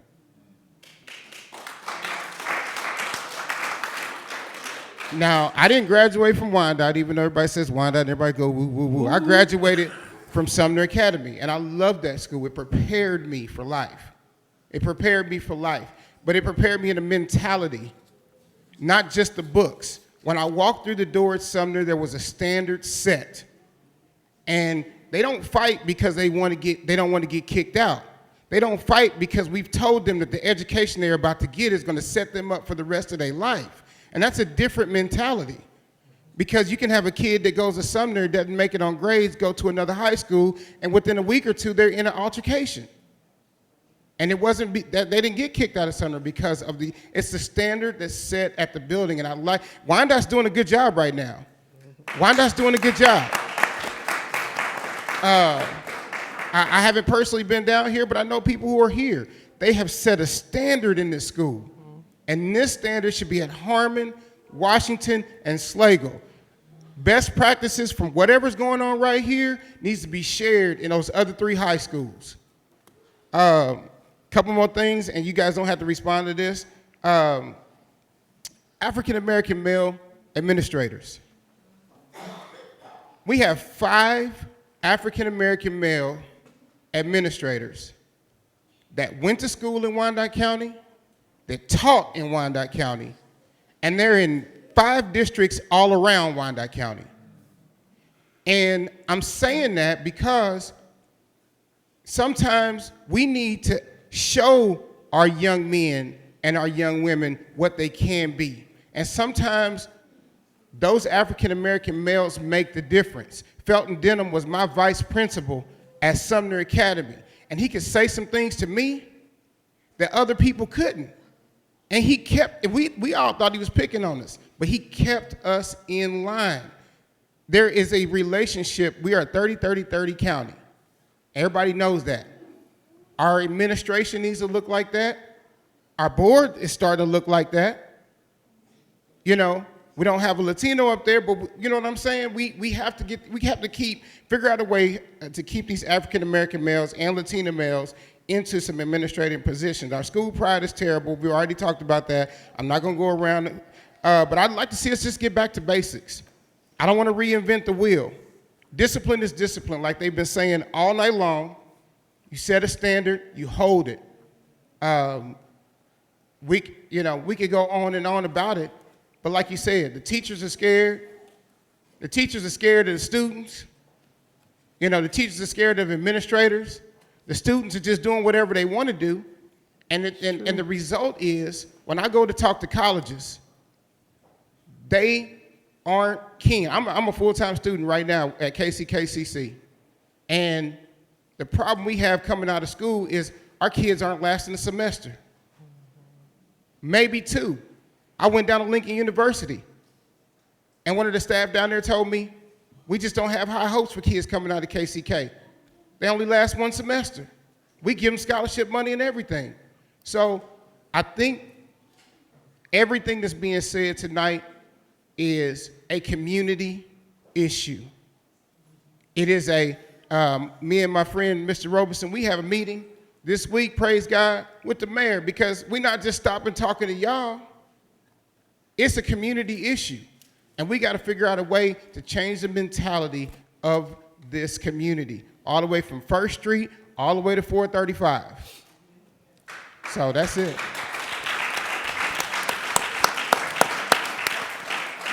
And I want to address, thank you, Joseph Strauss, because when we were running together on the campaign, you were so passionate. But I too, on a collegiate level, because I teach at a master's and doctoral level, it's important to start younger. And I have challenged Dr. Strickland and Dr. Lane how we can start earlier, preparing our students to already have the mentality for the ACT, for the language, for the sciences, not exclusive to Sumner. I am purposely not sending my daughter to Sumner. I did not go to Sumner. I am a proud Wyandotte High School graduate. Proud. And I stand by that wherever I go, because the reality is Sumner is not the only school that produces doctors. It's not the only school that produces lawyers. That is not, although we are represented, Wyandotte is represented in the lawyers, in our doctors, in et cetera. But all of our schools have to realize the pride. If Harmon knew how much your community brought back to the community, there would be so much pride. So I just really am passionate about us getting back to the basics and letting you guys know our history. We have a history that our young people do not know. And it's our job to teach them where they came from. Mm-hmm. It's true. Okay, Monica Crow. Hi. Hello. I'm another one that really doesn't need a mic, but I insist. Hi. Hi. I saw you guys a couple weeks ago on a Yes. Saturday. Awesome. For those who don't know it, my name is Monica Crow, and I am the Kansas PTA president. One of the things that I've heard a couple of times is about the community involvement and the parent involvement. I want you all to know that we have struggled for years. I have been involved in PTA for 19 years. Both of my children are here. They were both card-carrying members from the time they were 5 years old. I was at every PTA meeting, at every event, at every school. And the community involvement piece and that family involvement piece is sorely lacking in this community. We have an active PTA in about 5 or 10 schools, and we have a somewhat active PTA in 4 or 5 more. I will tell you that the school we're in right now has a very active PTA. They also have a STEM grant that we are working with them on. So there are parents and there are kids and there are families out there. It's just that we start PTA units and we'll have 15 or 20 people show up, and then we have 3 people show up, and then we have nobody show up. So with that being said, this Thursday night at 6:30 at the central office is the Kansas City, Kansas Community PTA. It's the council PTA where all the schools can come together. So if you're interested as a parent, as a student, becoming a PTA member and trying to get that involvement back into your school, please come. They're open to anybody. I'll make sure that Rachel has membership forms. And if you guys are interested in getting PTAs in schools where we don't have them, let me know. I will come out personally and start them. So I thank you guys. You guys are doing a great thing by listening.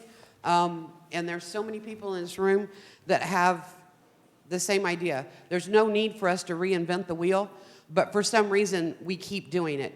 And again, the biggest part of it is the lack of community support. Thank you.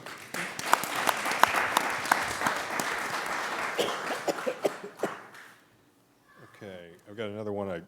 Is it Frida Tresvik? Hi, thank you. So I'm sorry I didn't make enough copies. I'm not going to read it all. It's 2.5 pages, but I would really like you to take time to read about my son and his story at USD 500. So my son is graduating 4th grade, and he's reading on a 1st grade level. So I'm going to pause there and let you think about that. And while you think about that, understand that as a parent, he has participated, and we as a family have participated and been a graduate through every intervention program that Wyandotte has to offer. So that's Parents as Teachers, that's Infant Toddler Services, that is Tiny K, that is kindergarten at 3, and that is an IEP. So I'm here to advocate for special education because my son has worked diligently, and my family has suffered tremendously through the USD 500 special ed program. And I'm really sorry for crying, but this has been since the age of 3.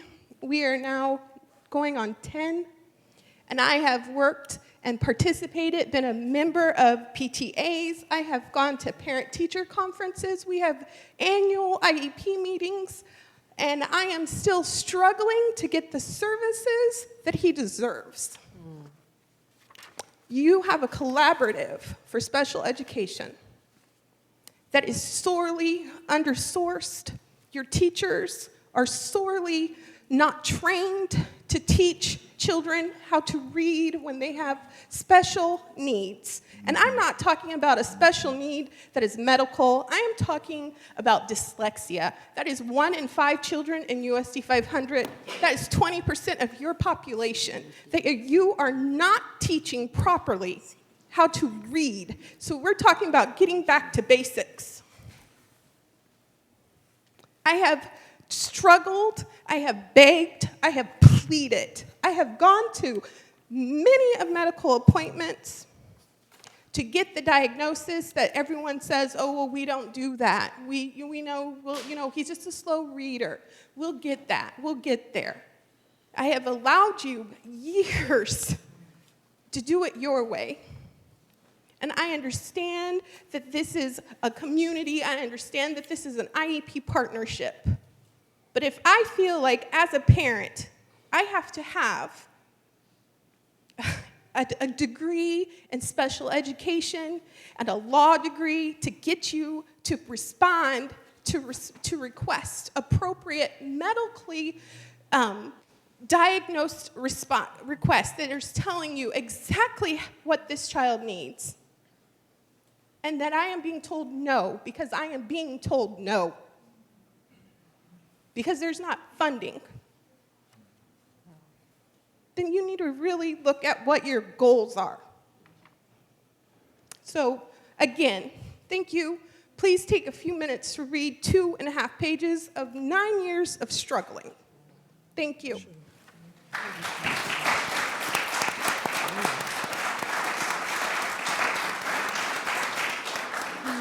Let me respond. For full disclosure, Ms. Tresvik contacted me, and I asked her to come to one of these because we have staff here that hopefully will address your concern. I think there's some response, but that there are a lot of our students who have need, and we need to know about it. So thank you. Okay, I'm going to read a couple to catch up on the YouTube feed. Tammy Hott has, just make sure I'm reading this right, Asking parents to join an organization or volunteer can be overwhelming, especially with different cultures and languages involved. In what ways can we inform families on how to specifically be involved? And it goes on here. We have cadres for science, literacy, math. Is there a way to have a community and or parent cadres regarding some of the issues?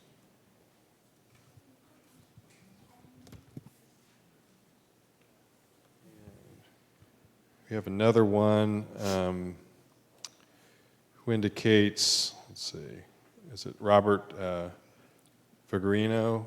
He says, my daughter's in 5th grade at Francis Willard, and at times Francis Willard had student teachers acting as classroom assistants. How can we get more assistants in more classrooms more often?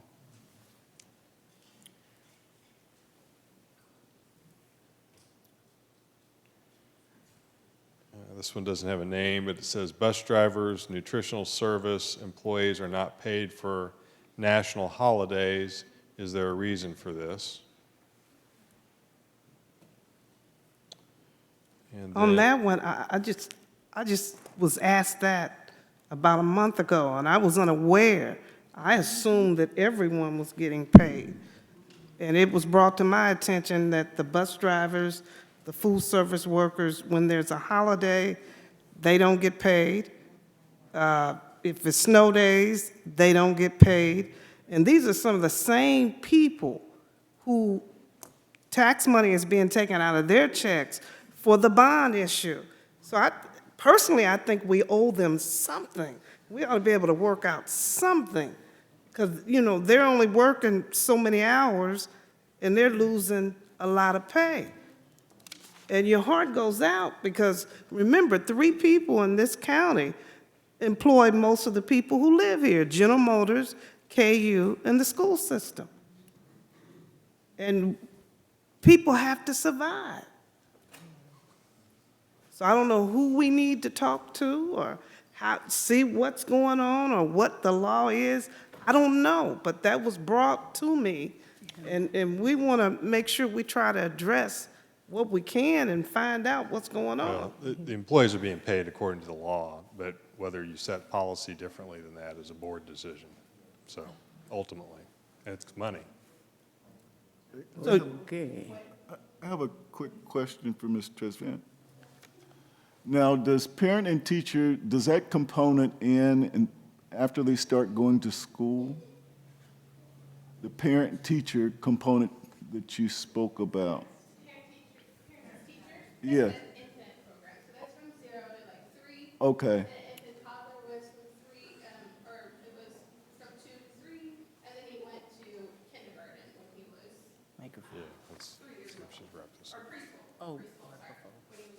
So is there any kind of transition program from parent teachers to school?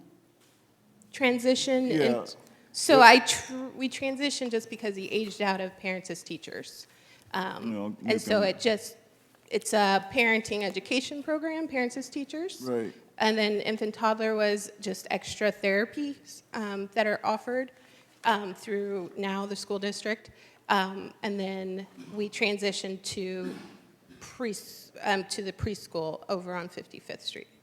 So there's no extra transition services. Okay. But I mean, he's getting an IEP therapy, there's IEP special services. But again, the special services he has had access to since he was 3 years old. Does PACES provide any kind of supportive services? Not for reading. Okay.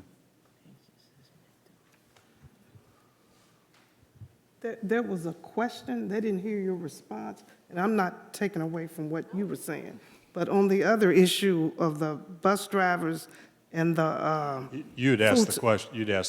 You didn't know if there was a law or anything that related to how the bus drivers and the other hourly employees are paid. They're paid according to the law and according to board policy. So ultimately, that's what sets how the bus drivers and other hourly employees are paid. So it's a board policy, and then I thought the last part you said it was a financial situation? Well, there's a financial component to every dollar the district spends. I mean, that's kind of the way it goes. Okay. Next, I have a comment that says Jessica Torres, softball coach, told us it would be great to speak about our situation. Is there Jessica Torres? I'm sorry.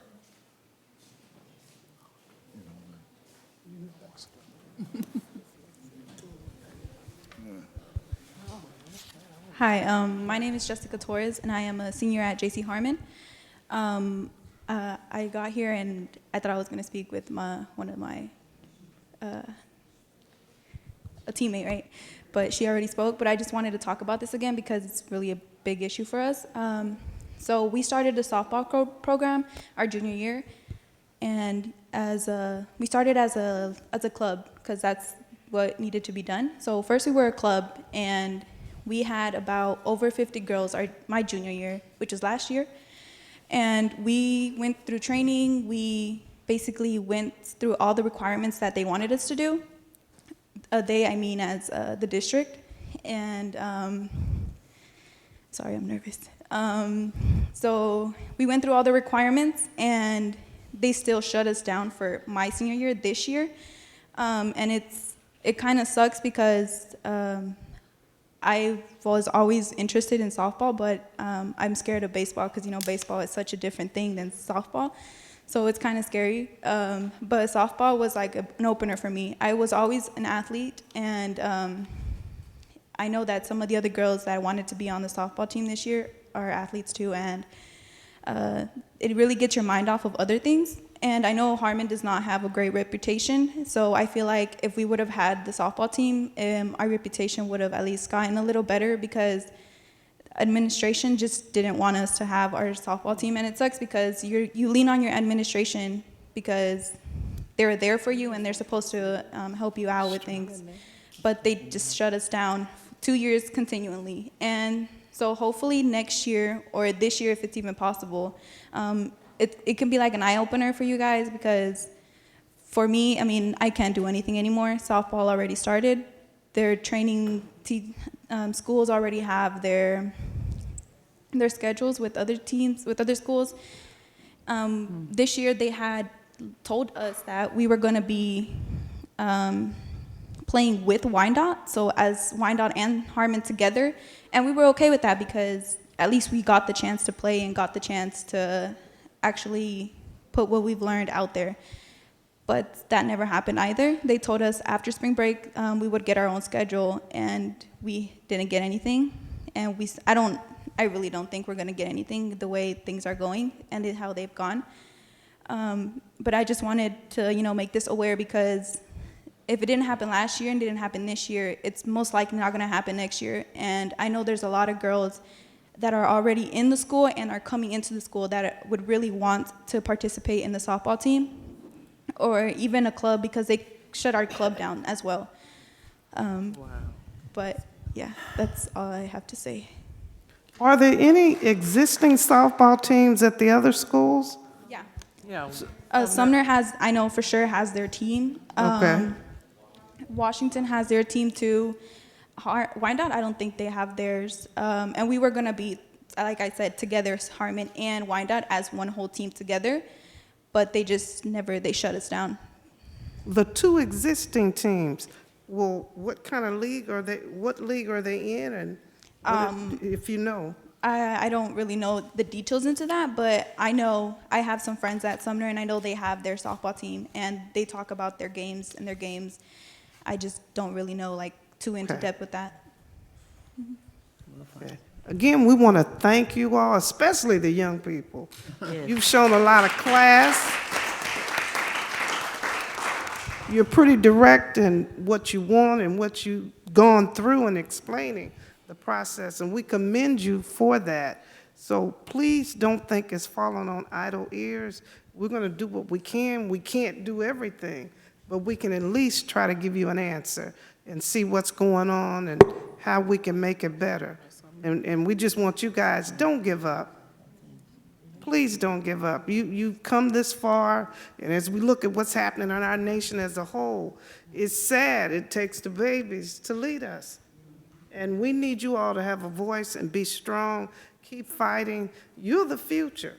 You may have to drag us along, but pull us and demand and make sure that we do the things that we talk about that we're supposed to do. And please hold us accountable. And I'll personally take this challenge on. I'll find out if it's possible for Washington or Sumner, but I'll be your advocate on this.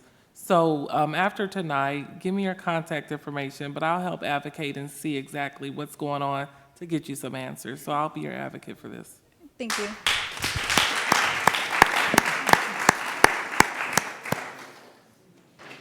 Okay, I'll go back to the YouTube feed for a second. We have Edward Gunter asked the question, will you have listening tours at each of the 5 high schools?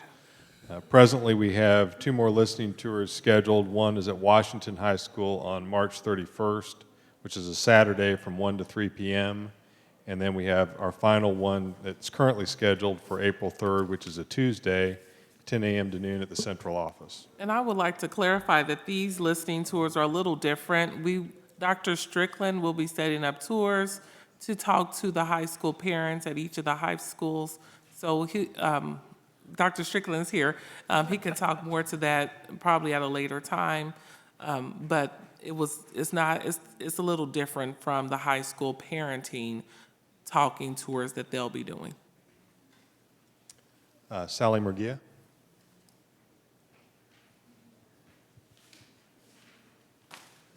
Thank you. When I put my name in, there's been a lot said since then. So I just wanted to say, they always told us for good parenting, you have to match the negatives with positives. And I wanted to remind you there are a lot of positives in our district and a lot of positive experiences here. And many of them have been stated since I put my name in. But let me just review a few from tonight that I've observed. One is that we have very articulate students coming from Harmon High School who came together to represent a concern that they had. That's hope for the future. We had a student from Harmon who says he wants to come back and work here. That's hope for the future. We have teachers from the district on the school board. That shows that Wyandotte County doesn't give up on problems. We have a Dr. Strickland who graduated from this program who's now in the administration of the district. All kinds of people I don't know, and I apologize if I don't know you personally, but I've just heard person after person who said, I'm a product of Kansas City, Kansas Public Schools, and I'm still here. Mr. Rodriguez, I know, grew up here and came and expressed real concerns. That shows we have real problems. And it really helps to name those problems. But we don't give up on them, and we work on them together. And that's what makes me proud and hopeful for this community. I also just wanted to point out that just trying to think of a positive to round things out with, the academies that the school district has started implementing, I think are going to be very helpful. At Harmon, I know of one student who had an internship with Cerner that has led to employment, and I know there are internships and partnerships with businesses in all kinds of places that really are positive. So it's not all negative, is all I just want to remind you. Parent engagement, of course, is important. Just my 2 cents. There might be the blue-collar group at one school and the parent engagement program that I know is going on at Argentine Middle School at another school. So there are a lot of right answers, is all I'm saying. And as we're working with the community, then to embrace all of those, I think would help make us strong.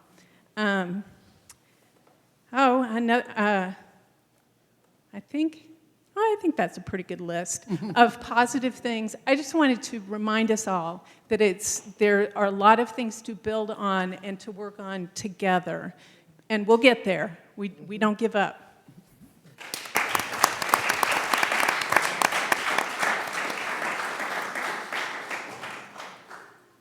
Okay, next we have one of my favorite speakers, Gary Enrique Bradley Lopez. Gary. Good evening. My name is Gary Enrique Bradley Lopez, a graduate of Wyandotte High School, and just a member of the community. Happy to see all the board. I feel like I know each and every one of you guys. To haven't been able to meet Dr. Yeager, so hopefully I get to meet you by tonight. Even the the board attorney. He's a college attorney too, so I know him from everywhere. I'll see you tomorrow morning. He's a busy man. So I just wanted to come up here, and a lot of times, we tend to give a lot of comments, and I think one thing that I learned over the years was sometimes we got to tell you guys thank you, and thank you for the service that you're doing, and thank you for everything that you're doing. Also, thank you, Dr. Lane. I appreciate everything that you've done. I've known you for the longest, and so I appreciate everything. Thank you for the blueprint that you are setting down before you leave. I just want to say a couple things. For the parent with the IEP student, I was a student with IEP. And still, I never gave up. My parents never gave up on me. And sometimes it's just parent involvement. And my parents pushed for me. And now I'm student senate president at KCKPS. Now I'm doing other things. So if I can do it, I know he can do it. But to go on with that, I just want to say representation means a lot. Only to say that we have a good amount of representation, but as a Latino male, we have no type of representation up there. And that goes out to the community too. Remember who you vote for. Remember the representation and the students that the community is catering to. Right? Another thing is, I'm not sure if I can say this right now. I know you guys are going into the new superintendent search. We just got out of one at KCKPS for new presidential search, and I know that there was over 70 applicants, so I can only imagine the applicants for this job. But I was able to serve on that committee with Dr. Strickland, and I was able to meet his sophistication, his education, and his knowledge. That man is representation of Wyandotte County in Kansas City, Kansas. He graduated from the community, is a community, represents the community. People know him as a principal, as a teacher, and as deputy superintendent. I thank all the work that you have ever done for us. And I just want y'all to know that no matter what y'all do, I want y'all to keep him in mind because representation speaks a lot. Representation matters.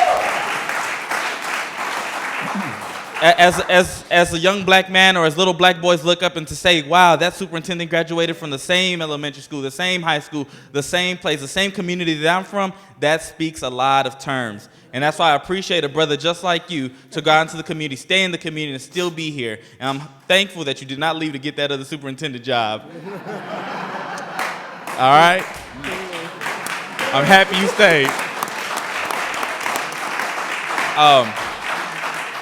And I just want to make the choices back to the students. Remember, we're catering to the students. And I want that to be the core value of everything. There's a different quorum now. There's a new board. There's new changes. But we got to remember where the basis starts. And it's always with the children.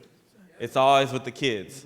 It's always what's going to be best for them, not what's going to be best for me in my imagination. What's going to be best for the young little black kid, the young little Hispanic kid that's going to graduate from the community and hopefully come back to serve this community.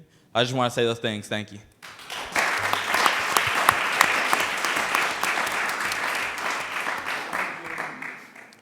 We will miss you next year when you go on to college further, and we do expect you to come back to the community. I hope not. Okay, I've got a couple more to read off the YouTube.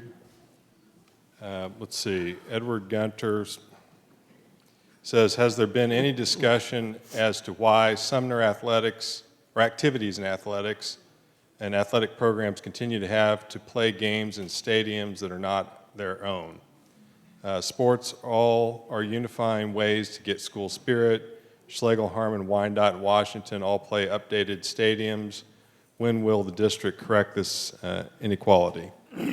And he says, further, Sumner deserves a stadium. Our students never get a true home game in track, baseball, softball, and football. Has the board evaluated how bond money has been proposed for each building and its needs? I did get that issue a couple of months ago. And, oh, you were going, okay, great, yeah. Well, excuse me, I've been very emotional tonight. But Sumner, we know, deserves, I'm a product of Sumner High School. But when we investigated about doing a field for them right now, it's built on a main water line from the city, and we cannot disrupt that right now. So we're trying to find a work around it, how that could happen. And that's why Sumner does not have its own field at this time.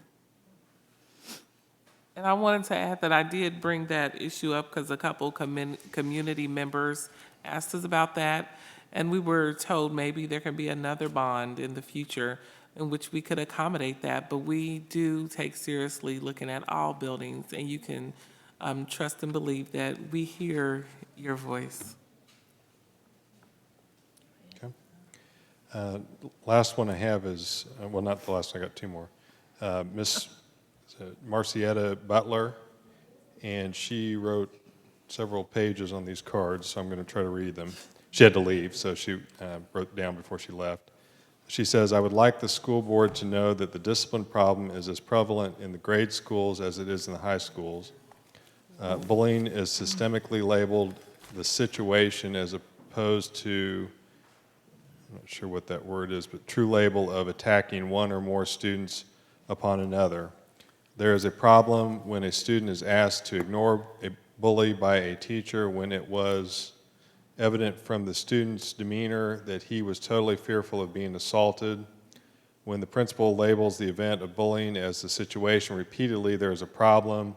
When the mother of a student has to come to the grade school at lunch and recess to assure their child protection, there is a problem. When that same student has to pretend he has a knife for his self-protection, starting at high school is not the answer. When my grandsons went to school, they were visited by male firefighters. When these boys got out of control before these men, they had to drop to do 50 push-ups. They did it because of respect the men gave them, enough respect to know when they did these push-ups, they were being qualified as able, and they gave that respect back gladly. It was suggested that boys especially be given break the tension time. They build up so much tension that venting 5 minutes, 2 minutes sometimes. After I spoke with a principal about bullying, I was told a girl may have touched a boy while playing boys chase girls tag game. And during the tag playing game, there was retaliation by one of the boys who said he was protective of his friend when this girl was punched in the belly and fell to the ground in pain. I witnessed the boy coming from his school restroom, covering himself with his hood after being attacked in it. There is nobody to discipline. I think the teachers are fearful of being attacked themselves. Police can direct traffic, and thanks to them for that. And yes, they are very busy and stressed, but if they give them time in the grade schools or men of our community, 10 minutes a day or week showing respect to them, there would be a lot less irate students in the high schools. And then the last card I have is, after the tour ends, what are the plans by the Board of Education to move and place some of the ideas into action? I don't want to speak on behalf of the board, but I think the purpose of the listening tours is to gather up information and ideas with the board then to come back at some point in time afterwards to respond to the community and to present openly, probably at a board meeting, what some of those solutions and what some of those ideas have been. Is that fair? That's correct. Yes. Right, but we don't want to wait until a future time. We try to address them at the point of discussion. So if we are not doing that, then we're not doing our job. And so just waiting is not our plan. We had our first one last 2 weeks ago or so. We will find out the status of that. Next couple days, we will ask, we have board meetings next 2 weeks. Tomorrow. Yeah, tomorrow and next week and the following. So we will get some feedback soon. Anybody we missed that's in the audience tonight that wanted to make a comment? Can I add something just real quick? We've been talking all night about the community involvement and things we can and cannot do. Can I remind everybody that the number one thing that you can do is register to vote, because I heard the funding issue. The only way to fix that funding issue is to put people in Topeka that will actually vote for the funding issues that we need and help us get that budget back on track. We have a saying in my family that if you don't register to vote, don't bitch. So I urge everyone to, as soon as you hit 18, get out, register, and make sure that you take your voice seriously. I've lived in Wyandotte County for 35 years, and I've missed one vote. So I always try to put my money where my mouth is. Can we have your contact information publicly for contact for PTA? Yes. It's Kansas, it's lowercase ks, PTA Pres at yahoo.com. And I will answer within 24 hours.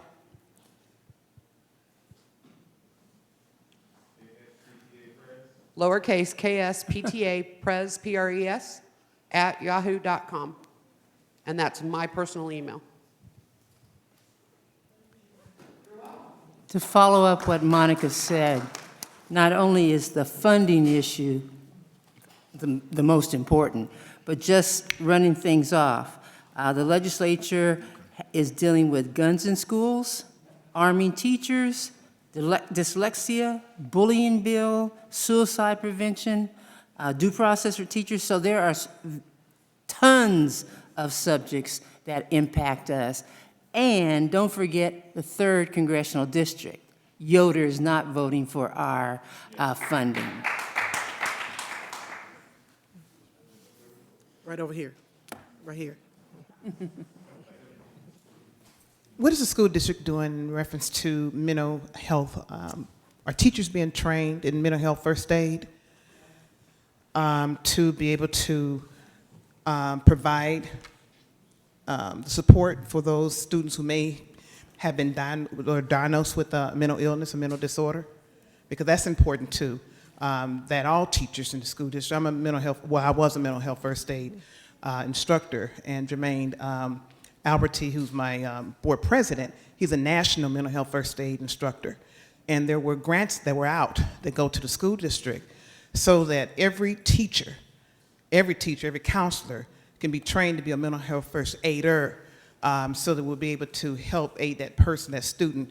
Because if you don't know they have bipolar, if a parent hadn't, taken their child, to be diagnosed, we're probably mishandling some of these children who have behavior problems. So I just wanted to bring that up and see if we're doing anything in the district with mental health first. With mental health. Can someone respond to that? No, I mean staff.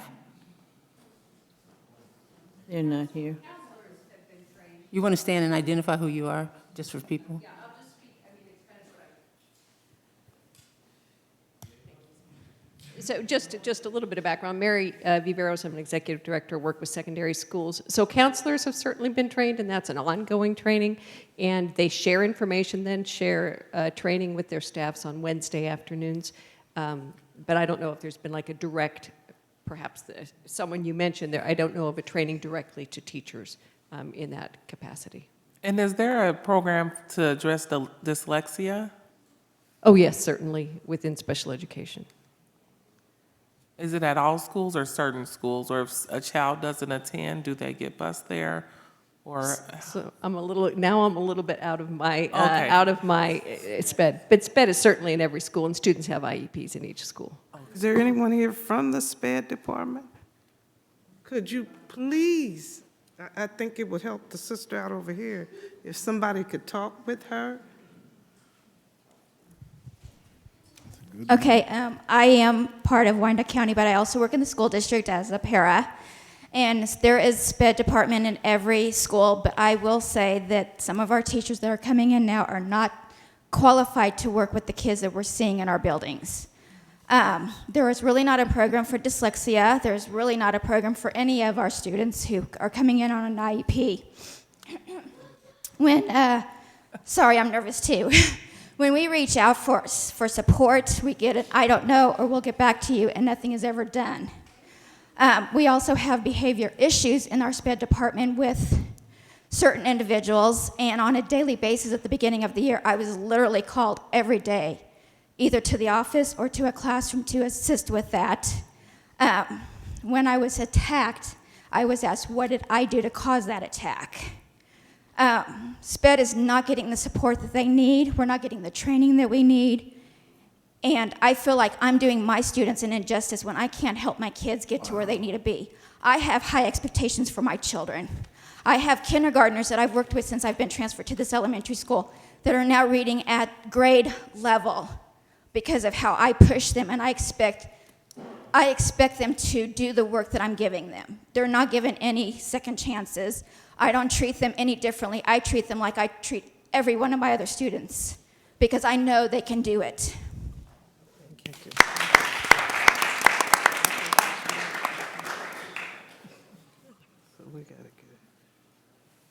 We gotta get her.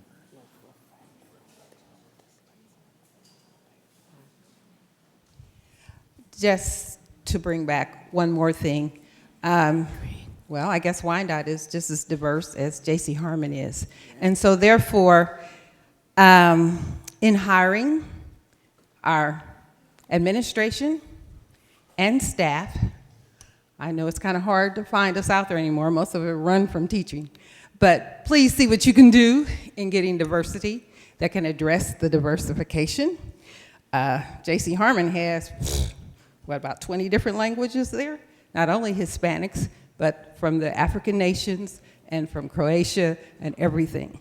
And so you have a classroom teacher trying to teach with no para, or the one para only speaks Spanish, and that doesn't help the African student or anybody else. And our paras have gone down to what, 1, 2, 3, not many. And so they need that assistance. And I know we do not have certified teachers necessarily in classroom due to substitutes. And there are some who have left no lesson plans, some who have to come in from day one to teach an entire year that they had no clue about. So I just say we need help. Also, with not only the gun thing, but our children are being killed on the streets. And so grief counseling for our teachers and our students and sensitivity of staff to that. It gets kind of rough sometimes for the teachers to have to put up with it and deal with it on a daily basis. So those are just a few of the issues that I received a text about.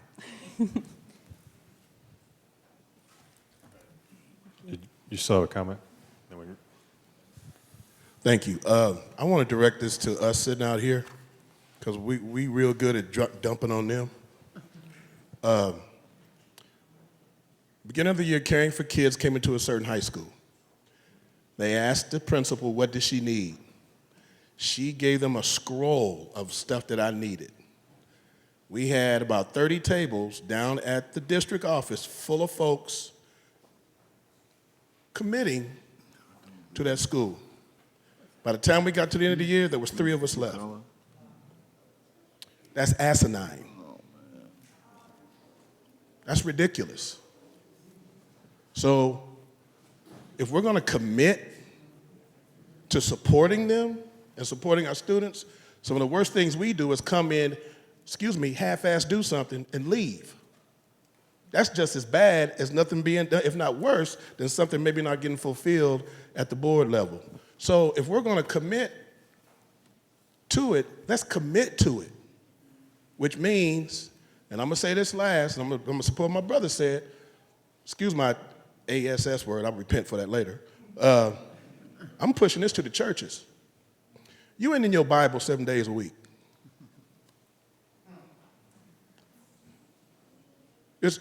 Some of these kids that are going through these struggles sit in your pews.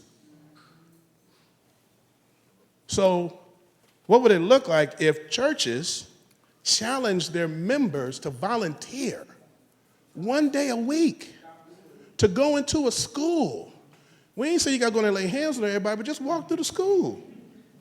You know, because a lot of pastors get fake news, and then when you go into school and you see it for yourself, it's like, oh my God, they really need our help. So it don't matter if you Baptist, whatever. Our kids need us because we're supposed to be the ones that help support what's going on in the community. It starts with our ministry, that starts with whoever, but y'all, as the body of Christ, we got to do better. And the parents. It's hard to jump up and down and shout on Sunday when your kid is raising hell Monday through Friday. Oops. It's hard to do that, and then 2 weeks before school, the parent wants to show up and tell the counselor, my child got all Fs. And now you want to show up, evangelist. Amen. So I'm saying this because I love the church. I love us as a people. But y'all, we cannot dump all this on them and expect them to carry all the weight when we are the stakeholders in the community with them. So if you're in the church, you still got to love me. Amen. Bless the Lord. Amen.